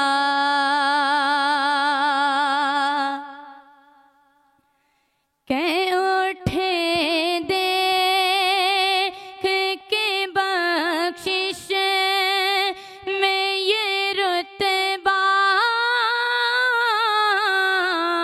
تیرا کہ اٹھے دیکھ کے بخشش میں یہ رتبہ تیرا وہاں کیا جو دو کرم ہے شہبت تیرا نہیں سنتا ہی نہیں مانگنے والا تیرا نہیں سنتا ہی نہیں مانگنے والا تیرا تیرے ٹکڑوں پہ پلے غیر کی ٹھوکر پہ نہ ڈال تیرے ٹکڑوں پہ پلے غیر کی ٹھوکر پہ نہ ڈال جھڑکیاں کھائیں کہاں چھوڑ کے صدقہ تیرا جھڑکیاں ویلکم بیک۔ میں محبتوں کے رستے میں کھڑی ہوں۔ جی ہاں، یہ جو ایک کچن ہوتا ہے نا، یہ کسی نہ کسی لحاظ سے محبتوں کے رستے میں پڑ ہی جاتا ہے، کیونکہ محبت کا ایک ذریعہ معدے سے ہو کے جاتا ہے، یعنی کہ دل تک پہنچنے کا واحد اور بہت ہی آسان رستہ، اور اس آسان رستے کو ہم مزید آسان بناتے ہیں آپ کے لیے، کیونکہ ہم لے کے آتے ہیں بہت مزے کی اور آسان ڈشز جو آپ اپنے گھر میں اپنے پیاروں کو کھلائیں بنا کے اور ان کا دل موہ لیں۔ اور آج ہمارے پاس موجود ہے نہاری بنانے کی ساری چیزیں، اور نہاری کہاں تک ہماری پہنچی ہے فائزہ؟ نہاری جو ہے نا وہ دم پہ ہے، اور میں نے اس کو گرم مسالہ ڈال کے، جو میں نے لاسٹ ٹائم پہ آپ لوگوں کے ساتھ شیئر کیا تھا کہ گرم مسالہ، سونف کا پاؤڈر اور سونڈ کا پاؤڈر جو تھا وہ میں نے اس کے اندر ڈالا ہے۔ 5 منٹ کے لیے ہم نے اس کو دم پہ لگایا، اور دم کے بعد ہم اس کی سرونگ کریں گے۔ جب تک یہ دم پہ اس کو رکھا ہوا ہے، تب تک میں کیا کروں گی آپ کے ساتھ ایز یوزول ڈیلی بیسس پہ جو ہم روٹین شیئر کرتے ہیں اپنے ساتھ ڈرنک کی، وہ آپ کے ساتھ شیئر کر لیتے ہیں۔ تو میرے پاس یہاں پہ جو ڈرنک کے لیے چیزیں ہیں نا، آج ہم بنا رہے ہیں کافی کے ساتھ۔ تو جب گرمیاں آ جاتی ہیں نا، تو لوگوں کا دل چاہتا ہے کہ ہم اس کو کافی پیئیں تو صحیح، لیکن کافی بہت سے لوگوں کو پسند ہے، لیکن کولڈ کافی پیئیں۔ تو آج ہم کولڈ کافی بنا رہے ہیں۔ کولڈ کافی کے لیے میرے پاس یہاں پہ جو انگریڈینٹس ہیں وہ میں آپ کے ساتھ سب سے پہلے شیئر کر لیتی ہوں۔ انگریڈینٹس میں میرے پاس یہاں پہ ہے کافی، 3 टेबलस्पून दानेदार कॉफ़ी का इस्तेमाल कीजिएगा आप जार में ले सकते हैं, साशे की कॉफ़ी का यूज़ ना कीजिएगा। उसके बाद हम इसमें यूज़ करेंगे एक क्योंकि ये मेरे पास 3 ग्लास की रेसिपी है तो 1 ग्लास के अकॉर्डिंग हम इसमें 2 टेबलस्पून जो है ना वो शुगर ऐड करेंगे। 1 टेबलस्पून मेरे पास यहाँ पे मिल्क पाउडर है, हाफ टेबलस्पून यहाँ पे मेरे पास कोको पाउडर है। अब इन सब चीज़ों की हम मिक्सिंग करेंगे। तो मेरे पास यहाँ पे क्या चाहिए, मैं हेल्प बॉल करूं? है नहीं, थैंक यू। मेरे पास यहाँ पे बॉल में मैं डाल रही हूँ। अक्सर ये होता है कि किचन में जो ज़्यादा आते जाते हैं ना वो पता चल जाता है कि फ़लाँ चीज़ फ़लाँ जगह पे पड़ी हुई है, तो फायजा को मैं इस लिहाज से काफ़ी हेल्प आउट करती हैं आप मुझे इस लिहाज से। और आप समटाइम्स इंसान डिस्टर्ब भी हो जाता है, कुछ लोग डिस्टर्ब होना शुरू हो जाते हैं, चीज़ें वहाँ से देना यहाँ से पकड़ना, तो वो बड़ा इरिटेटिंग हो जाता है कुछ लोगों के लिए। बहुत मुझे तो बड़ा मज़ा आता है क्योंकि एक जितना बिल्कुल साइड पे खड़ा हो और दूसरा बस सारे काम कर रहा हो, ये भी तो अच्छा नहीं लगता ना। एक अखलाकन जिसे कहते हैं जिम्मेदारी होती है कि आपके साथ जो मौजूद है सारा बोझ सारा काम आप उस पर मत डाल दें। ये सिर्फ किचन की बात नहीं है, ये हमारे डेली रूटीन में भी हम अपने इर्द गिर्द जितने भी लोगों के साथ उठते हैं बैठते हैं, हमारी दोस्तियां होती हैं, रिश्तेदारियां होती हैं, उन सब में हमें इस चीज़ का ज़रूर ख्याल करना चाहिए कि सारा बर्डन सिर्फ एक शख्स के कंधों पे ना डाल दिया जाए। जी फायजा। मेरे पास यहाँ पे 3 टेबलस्पून कॉफ़ी है, उसके बाद मैं यहाँ पे डाल रही हूँ 6 टेबलस्पून शुगर, और शुगर के बाद मेरे पास यहाँ पे जाएगा 1 टेबलस्पून मिल्क पाउडर, और उसके बाद मेरे पास यहाँ पे कोको पाउडर। अच्छा, कोको पाउडर ना अगर आप बहुत अच्छी कंपनी का यूज़ करें तो आपके ड्रिंक्स बहुत अच्छे बनते हैं। जैसे कि चॉकलेट अगर यूज़ की जा रही है, चॉकलेट ड्रिंक बनाया जा रहा है, तो उसमें जितनी अच्छी क्वालिटी की चॉकलेट होगी, चीज़ें आपकी ये ड्रिंक्स, आपके केक्स, ब्राउनीज, डिजर्ट्स आपके उतने ही अच्छे बनेंगे। इसी तरह से कोको पाउडर का है, क्योंकि कोको पाउडर अगर किसी भी चीज़ में जाता है, ड्रिंक में या फिर अगर आपकी अदर बेकिंग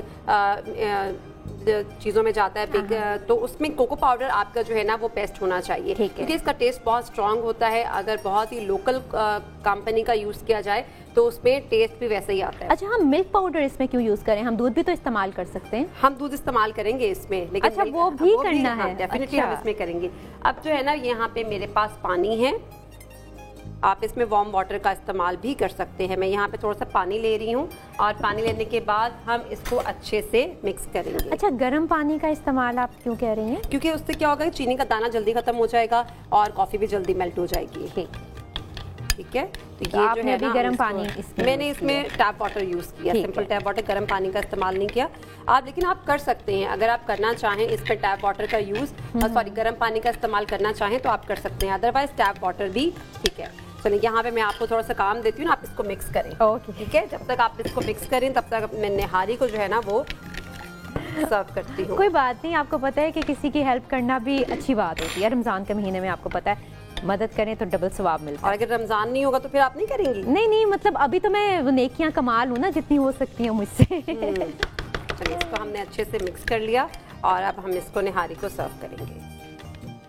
निहारी तैयार भी हो गई? तैयार हो गई। वाह, ये तो बड़ी निहारी का जल्दी, यही फायदा है ना कि जरा जल्दी तैयार हो जाती है। हाँ, ये तो बड़ी जल्दी तैयार हो गई है, और शायद ये बोनलेस है इसी वजह से। नहीं, विद बोन का भी यही टाइम होगा। अच्छा। अगर आप विद बोन बनाना चाहेंगे ना इसको, तब भी उसका भी यही टाइम है। और इसकी थिकनेस जो है ना वो आप अपने अकॉर्डिंग रख सकते हैं। कुछ लोगों को निहारी में थिकनेस बहुत ज़्यादा पसंद होती है, वो लोग ज़्यादा रख सकते हैं। मैंने निहारी में थिकनेस इतनी रखी है कि ये ना तो बहुत ज़्यादा थिक हो ग्रेवी और ना बहुत ज़्यादा पतली हो। ठीक है, ये जो है ना हमारी निहारी बड़ी अच्छी से तैयार हो गई है विद ग्रेवी। अच्छा, इसमें जो चीनी आपने डाली है ना, ये मेरे ख्याल में मोटी चीनी है। मोटी चीनी है। अगर हम पिसी हुई चीनी इसमें डालें, अगर आप कैस्टर शुगर का यूज करना चाहें तो आप वो भी कर सकते तो हैं। वो बहुत अच्छा रहेगा मिक्स करने में। चाहिए अगर आप मुझे पकड़ा दें। जी बिल्कुल, रोज पेटल का हम टिश्यू भी यूज करें ना साथ साथ। रोज पेटल का टिश्यू हमने यहाँ पे अपनी प्लेट में भी लगाया हुआ है, जिसमें हम सबूसों के नगेट्स को भी फ्राई करके डालेंगे, जो कि इसकी 260 कैलोरीज को एब्जॉर्ब करेगा। और साथ साथ जो है ना अब हम रोज पेटल का टिश्यू यूज कर रहे हैं। दरअसल ये कैलोरीज को बर्न करने के लिए यूज कर रहे हैं। और अभी हम इसको जो है ना वो साफ कर लेंगे अपने बॉल को अच्छे से। इतनी जल्दी मतलब मैं तो वही अभी सोच रही हूँ कि अभी शायद और जरा टाइम लगेगा निहारी बनने में। चले, अब जो है ना हम इसके ऊपर जो है ना ये डालेंगे जो मैंने यहाँ इसका ऑयल निकाल के रखा था। अच्छा हाँ, अरे सारा ऑयल आप इसमें यूज कर लेंगे? नहीं, सारा तो नहीं करेंगे, जितनी अभी हमें ज़रूरत होगी उतना ही यूज़ करेंगे। अच्छा, बहुत से लोग बहुत ज़्यादा ऑयल यूज़ नहीं करते ना, खाना पसंद लेकिन नहीं ये करते। जो खाने हैं ना, ये तो अगर ऑयल ना हो तो ये तो खाए नहीं जाएंगे, क्योंकि ये भी है। ये इसका अपना मजा है, हाँ, ये खूबसूरती है। इनका टेस्ट जो है ना वो इन्हीं के साथ होगा। ओके जी, ये हमारी निहारी बिल्कुल तैयार हो गई है। अब इसकी गार्निशिंग, थोड़ी सी हम इसके ऊपर हरी मिर्च डालेंगे, थोड़ा सा हम इसके ऊपर जिंजर डालेंगे, और जो हमने इसकी सर्विंग रखी है वो लेमन और ग्रीन चिलीज के साथ रखी है। और जब आप खाने लगें तो इसको और ज़्यादा इस्तेमाल कर लें। पता क्या, हरी मिर्चें और ये लीमू और अदरक, ये सारी चीज़ें अगर आप निहारी के साथ ज़्यादा इस्तेमाल करें ना, उसका मज़ा और दुबाला हो जाता है। और इसके बगैर तो ये लेमन, चिलीज और जिंजर के बगैर तो निहारी जो है ना वो कंप्लीट हो ही नहीं सकती है। जैसे हलीम कंप्लीट नहीं हो सकती है, बहुत सी चीज़ें। हलीम में क्या क्या जाता है, आप क्या क्या उसमें ऐड करना, मतलब बहुत मैंने वैसे फायजा कभी खुद से हलीम नहीं बनाई, मैंने हमेशा खुद से खाई है। खाने में ही पूछ रही हूँ कि आप खाने में जो है उसके ऊपर अनियन, ब्राउन अनियन डालती हैं, चाट मसाला होता है, उसके अलावा चाट मसाला भी होता है, लेमन भी होता है और अचार भी होता है साथ।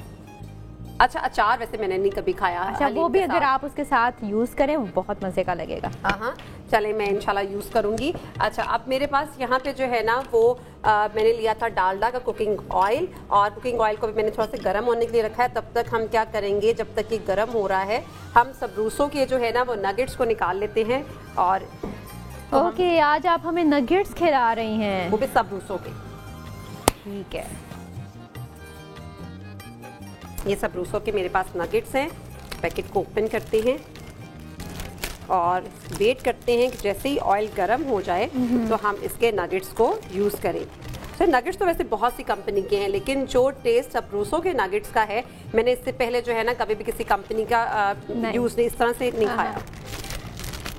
अच्छा, अब आप मुझे बताएं, हम ठंडे ऑयल में क्यों नहीं डाल सकते हैं? ठंडे ऑयल में नहीं डाल सकते क्योंकि इसके एब्जॉर्ब कर लेगा ऑयल। हाँ, बहुत ज़्यादा एब्जॉर्ब कर लेगा ऑयल, और वो फिर जो है ना, इसलिए हम गरम में डालते हैं ताकि जो कोई भी चीज़, जैसे आपके फ्राइज बनते हैं, कोई भी आपके चिकन वगैरह फ्राई कर रहे होते हैं, तो वो चिकन जो है या नगेट्स हैं, ये सब रूसों की कोई चीज़ है, या कोई भी और आप फ्राई चीज़ बना रहे हैं, तो वो बहुत ज़्यादा ऑयल को एब्जॉर्ब। अच्छा, एक और चीज़ भी कि जब जो लड़कियां, बच्चियां नई किचन में जाती हैं, उन्हें वो कुछ भी फ्राई करने के लिए दिया जाता है तो गरम ऑयल तो कर लेती हैं, फिर जो उनका डालने का अंदाज होता है ना, वो बहुत एहतियात उसमें करनी चाहिए। क्योंकि इस तरह मिसाल के तौर पे फायजा, एक अगर आप डालेंगी नगेट, आपका स्टाइल क्या होगा डालने का? मैं थोड़ा सा पास जाके डालूंगी ताकि मेरे ऊपर जो है इसको छींटे ना पड़े। बिल्कुल, और बिल्कुल उसके ना ये फ्राई पैन के इस तरह साथ ही लगा के आप करें, क्योंकि एक दो दफ़ा ऐसा हुआ है, मैंने मेरी नज़रों के सामने ये वाक़या हुआ है कि एक बच्ची जिसने स्टार्ट किया था इस तरह, उसने ऐसे करके फेंका है और उसकी वो सारी छींटे उसके ऊपर आ गई है, तो वो बड़ा ख़तरनाक सा हो जाता है। तो अक्सर माएँ अपने बच्चों को ज़्यादा आग के नज़दीक नहीं जाने देती, छुरी नहीं पकड़ने देती हैं, सुई नहीं पकड़ने देती हैं, कैंची नहीं पकड़ने देती कि कहीं नुकसान ना हो जाए। तो बच्चों को पहले से ही आप ट्रेन कर दें जनाब कि आपने इस अंदाज से यूज़ करना है। डेफिनेटली। डॉक्टर, मुझे अगर ये कॉफ़ी देते हैं आप, तो हम इसको ब्लेंड करना, कॉफ़ी जी, कॉफ़ी, ओके, हम इसको ब्लेंड करना स्टार्ट करें, और इसमें शुगर जो है ना ये आपने अच्छे तरीके से डिज़ोल्व करनी है। और उसके बाद मेरे पास यहाँ पे जो है ना वो मैं इसको ऐड करूँगी।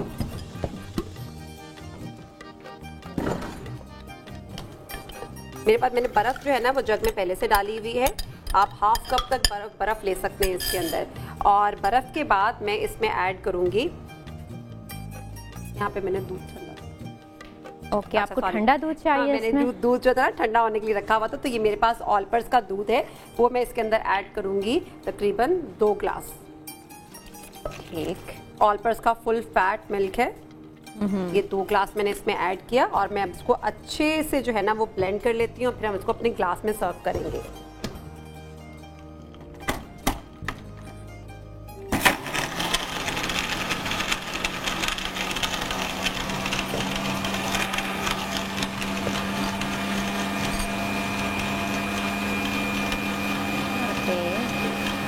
तो मेरे ख्याल में ऑयल हो गया है। हाँ, ऑयल जो है ना गर्म हो गया, बस हम ड्रिंक को सर्व करने के बाद ना इसके अंदर जो ऐड करते हैं।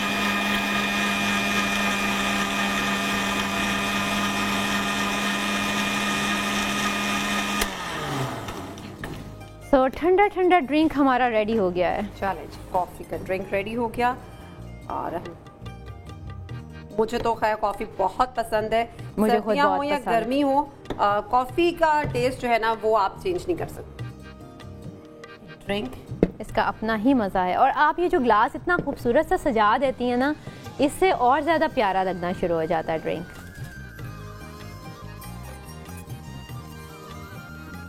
फायजा तो ग्लास को भी, खाली ग्लास को भी इस तरह सजा के फ्रिज में रख देती हैं।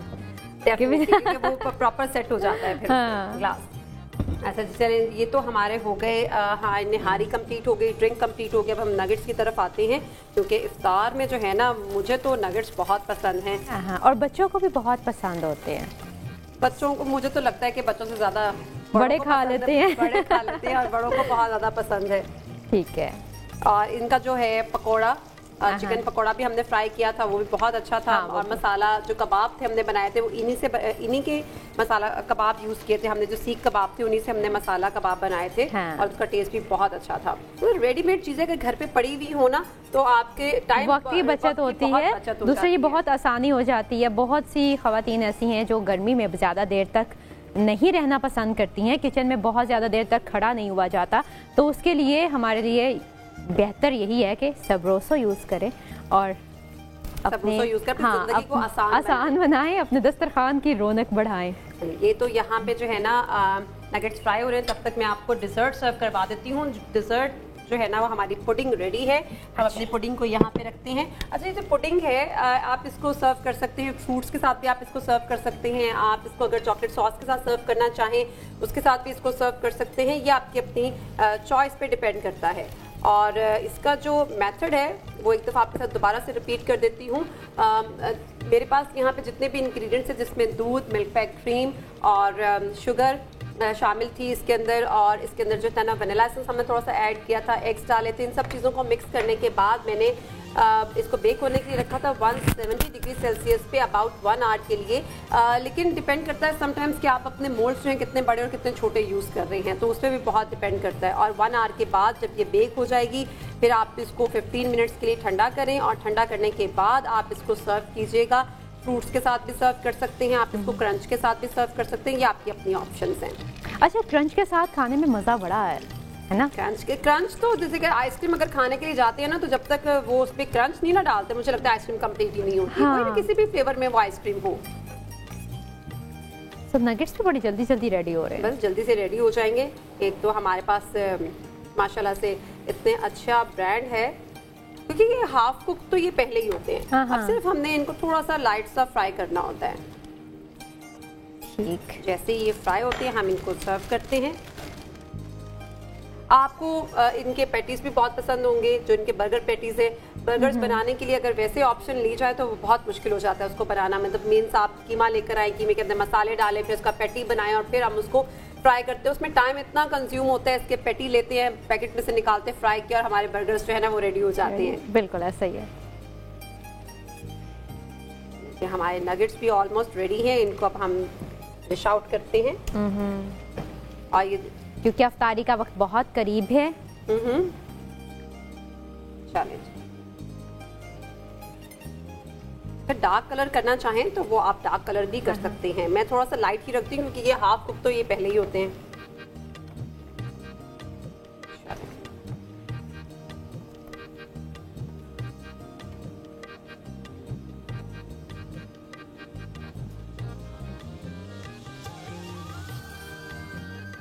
चलिए, ओके, सब कुछ हमारा रेडी है। सब कुछ हमारा रेडी है। यहाँ पे मेरे पास कुछ और है, मैं इनको फ्राई कर लेती हूँ। आप अच्छा, ये सब कुछ रेडी हो गया। और आप जानते हैं कि अफ्तार का वक्त बहुत करीब है और हमारे अफ्तारी की तकरीबन पूरी तैयारी हो चुकी है। और जब पूरी तैयारी हो जाती है तो हम अफ्तार करने की तरफ चल पड़ते हैं। आप भी अपनी अफ्तारी का मुकम्मल तौर पे एहतमाम कर लें। और यहाँ पे हम थोड़ी देर के लिए ब्रेक पे जाएंगे, लेकिन आपको पता है कि हमारे पास नौरीना मौजूद हैं। नौरीना बहुत अच्छी नात पढ़ती हैं, आपने सुनी है? मैंने सुनी है इनकी। ठीक है, तो हम ऐसा करेंगे, अफ्तारी के बाद नौरीना से ना नात सुन लेते हैं। ओके, ठीक है ना? क्योंकि इतनी प्यारी आवाज़ है और नौरीना जब नात पढ़ती हैं ना तो वो बिल्कुल बहुत खूबसूरत आवाज में है। हाँ। और हम तो यहाँ पे लाइव होते हैं और जो हमारे सामने वो नात पढ़ी होती है तो वो और खूबसूरत लगता है। बिल्कुल ऐसा ही है। तो बस हमारे नगेट्स बनने में थोड़ी ही देर बाकी है।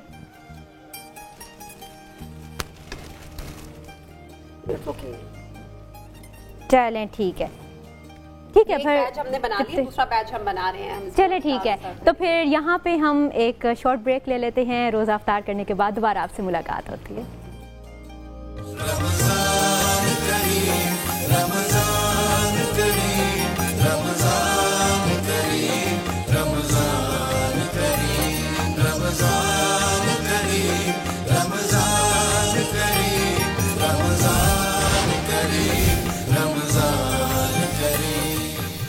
नहमदुहु व नुसल्ली अला रसूलिहिल करीम, अम्मा बाद फ़ाउज़ु बिल्लाहि मिनश शैतानिर रजीम, बिस्मिल्लाहिर रहमानिर रहीम। नाज़रीन मोहतरम, 15 रमज़ानुल मुबारक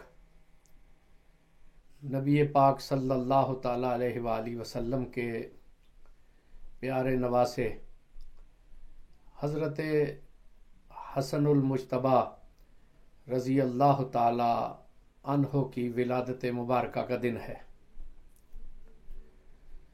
बहुत मौजू महसूस होता है कि आपकी ज़ाते सतूदा सिफ़ात के बारे में कुछ बातें हदिया नाज़रीन की जाएं।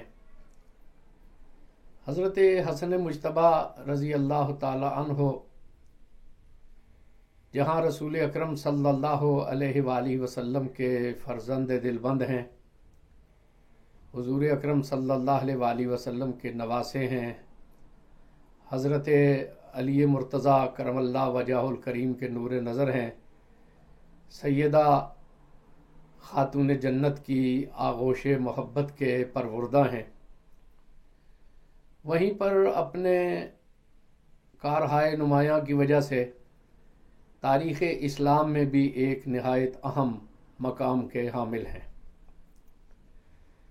हज़रत हसन रज़ी अल्लाह ताला अन्हो अल्लाह रब्बुल इज़्ज़त के उस वादे का मिस्दाक़े अतम हैं जो अल्लाह करीम ने सूरह कौसर में अपने महबूब गिरामी सल्लल्लाहु अलैहि वसल्लम से फरमाया। कुफ़ार व मुशरिकीन ने जब हज़रत कासिम और हज़रत अब्दुल्ला के रिहलत फरमा जाने की वजह से आपको ये ताना दिया कि आप तो अबतर हैं, खुदा न खास्ता नाउज़ बिल्ला, और आपकी नस्ल तो मुनक़ते हो गई है, और अब आपका नाम लेवा कौन होगा। तो अल्लाह ने वादा फरमाया कि अल्लाह ने आपको कौसर इनायत फरमा दी है और काफिर अबतर रहेंगे, आप भला अबतर क्यों होंगे। हज़रत हसन और हुसैन हुज़ूर अकरम सल्लल्लाहु अलैहि वसल्लम के जिगर के वो टुकड़े हैं जिनसे हुज़ूर अकरम सल्लल्लाहु अलैहि वसल्लम की नस्ल पाक आगे बढ़ी, और ये हुज़ूर अकरम सल्लल्लाहु अलैहि वसल्लम की खसूसियत है कि आपकी औलाद आपकी बेटी से तवल्लुद हुई। हज़रत हसन मुज्तबा रज़ी अल्लाह ताला अन्हो 3 हिजरी 15 रमज़ानुल मुबारक में तवल्लुद हुए। हुज़ूर अकरम सल्लल्लाहु अलैहि वसल्लम ने इनका इस्म ग्रामी हसन रखा। शब्बर हज़रत हारून अलैहिस्सलाम के बड़े बेटे का नाम है, जिसका तर्जुमा अरबी ज़बान में हसन बनता है। और हसन और हुसैन भी एक ऐसे मुबारक नाम हैं जो निगाहों से मस्तूर थे। अल्लाह रब्बुल इज़्ज़त के प्यारे हबीब सल्लल्लाहु अलैहि वसल्लम ने अपने नवासों को ये नाम दिया। हसन कहते ही उसे हैं जिसे हुस्न के खमीर में गूंद दिया गया। हज़रत हसन मुज्तबा रज़ी अल्लाह अन्हो सूरत में सीरत में अपने पाक नाना के आईना थे। सहाबा इकराम जब सरकार दो आलम सल्लल्लाहु अलैहि वसल्लम की सूरत के मुतलाशी होते और आपका फिराक महसूस करते तो हसनैन करीमैन को देख लेते, उनकी ज़ियारत करते। हज़रत हसन मुज्तबा सर से लेकर निसफ जुस्से तक हुजूर के मुशाबा थे, और हज़रत हुसैन पाक के वजूद का निचला हिस्सा नबी करीम सल्लल्लाहु अलैहि वसल्लम के मुशाबा था। ये दोनों मिलकर अल्लाह पाक के प्यारे महबूब की तस्वीर की सूरत में निगाहों को तरावत बख्शते। हज़रत हसन रज़ी अल्लाह अन्हो से और हज़रत हुसैन पाक रज़ी अल्लाह अन्हो से हुजूर एक वालिहाना मोहब्बत फरमाते थे। अपनी गोद में इन्हें लेते, इन्हें सूंघते, मशाम जहाँ को मुअत्तर करते और इन्हें दुनिया में रेहान करार देते, जन्नत की खुशबू करार देते और वजूद मुबारक का टुकड़ा करार देते। मेरे बेटे कहकर आपको मुखातिब करते, प्यार करते। हुजूर अनवर सल्लल्लाहु ताला अलैहि वसल्लम सजदा के आलम में होते और ये हुजूर अकरम सल्लल्लाहु अलैहि वसल्लम की पुश्त पर आकर सवार हो जाते तो हुजूर अकरम सल्लल्लाहु अलैहि वसल्लम इनकी खातिर अपने सजदा मुबारक को दराज कर देते थे। और जब ये अपनी रौ में खेलते हुए उतर जाते तो हुजूर अकरम सल्लल्लाहु अलैहि वसल्लम अपनी पुरकैफ सजदे से, पुरकैफियत सजदे से अपना सर मुबारक उठाया करते थे। हुजूर अकरम सल्लल्लाहु अलैहि वसल्लम ने आपके बारे में फरमाया कि मेरा ये बेटा सैयद है और ये मुसलमानों के दो ग्रोहों में सुलह करवाएगा। नबी करीम सल्लल्लाहु अलैहि वसल्लम की हर बात पूरी होती है, यकीनन पूरी होती है। और हज़रत हसन मुज्तबा रज़ी अल्लाह ताला अन्हो ने अपने किरदार से और अपनी सीरत से हुजूर अकरम सल्लल्लाहु अलैहि वसल्लम के इस कौल को पूरा किया। हुजूर अनवर सल्लल्लाहु अलैहि वसल्लम ने अपने इन दोनों नवासों को जन्नत के नौजवानों का सरदार करार दिया। अपनी प्यारी बेटी को जन्नती ख़वातीन का सरदार करार दिया।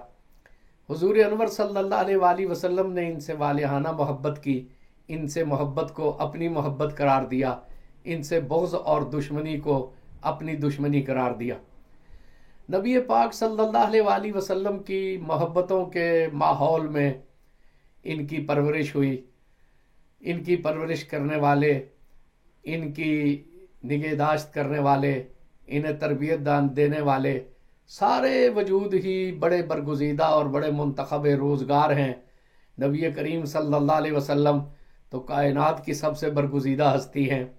इनकी वालिदा दुनिया जहान की सारी औरतों में सबसे बेहतर और चुनीदा हैं।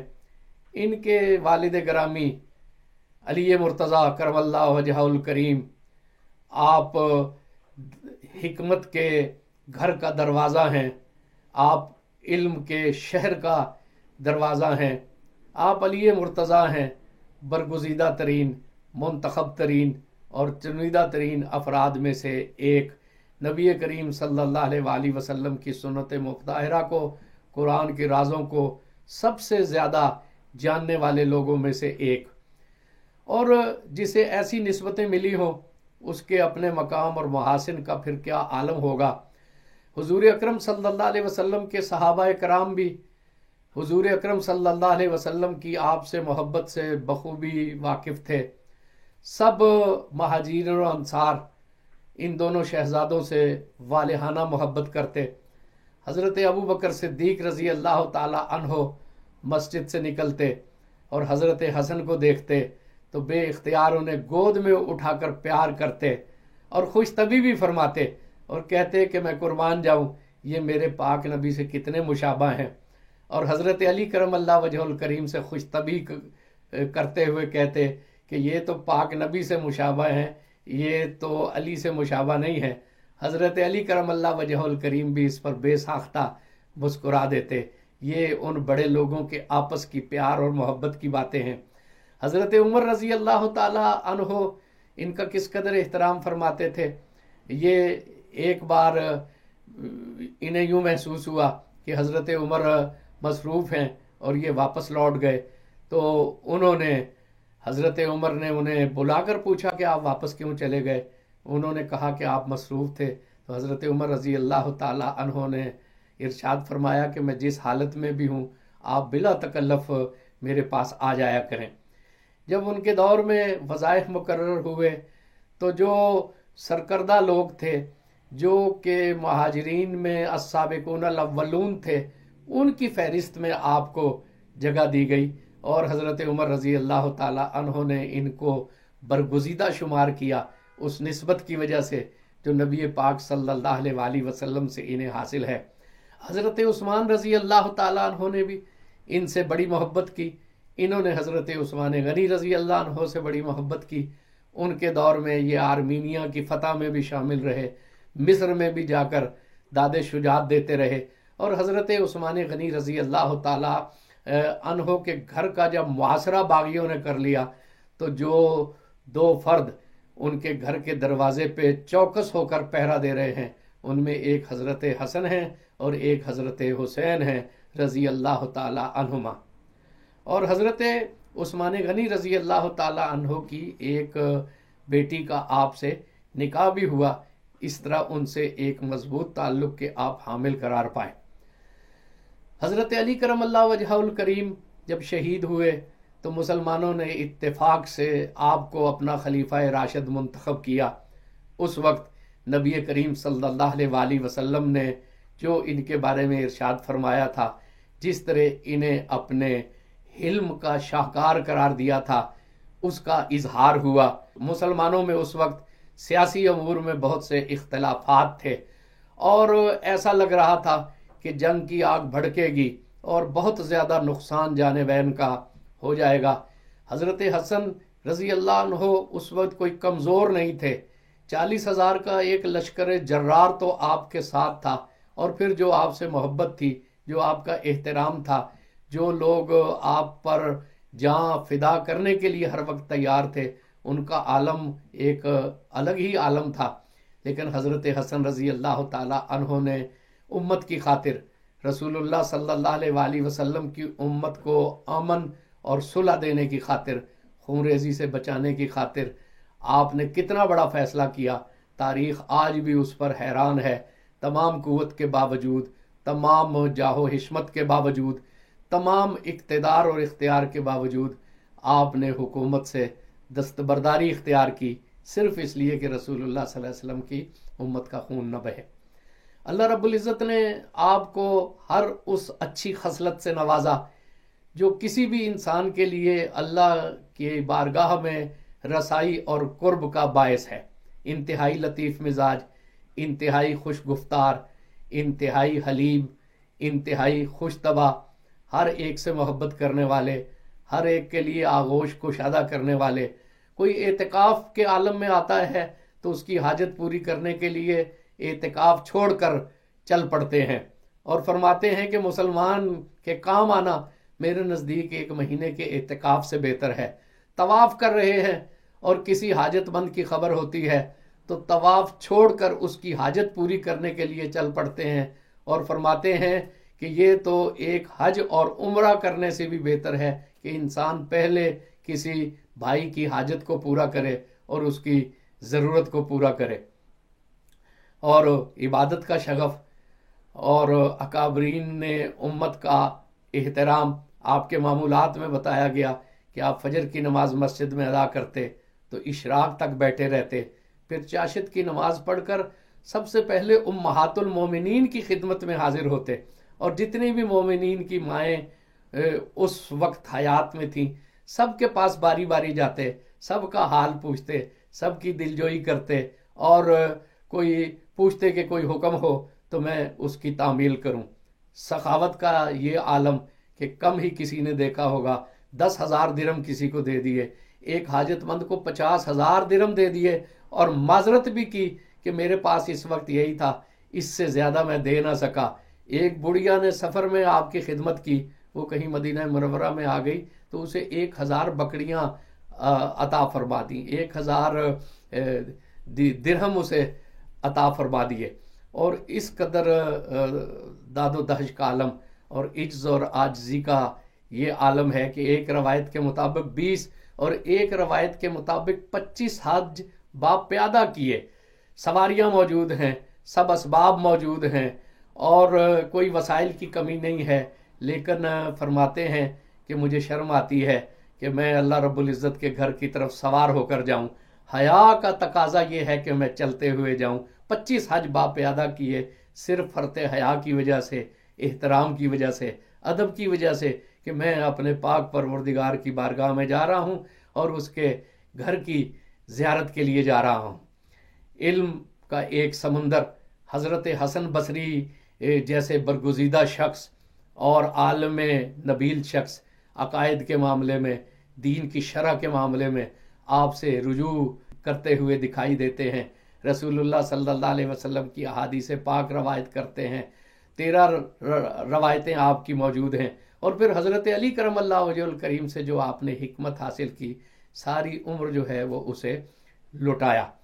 और कोई ऐसी इंसानी अच्छी खसलत नहीं जिसका इजहार नहायत ही भरपूर तरीके से आपकी ज़ात मुबारका से ना हुआ।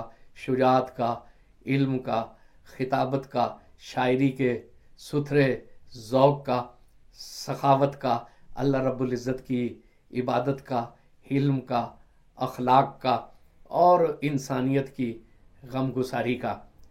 सन 50 हिजरी में आपको किसी बदबख्त ने जहर दे दिया और आपने जाम शहादत को नोश कर लिया।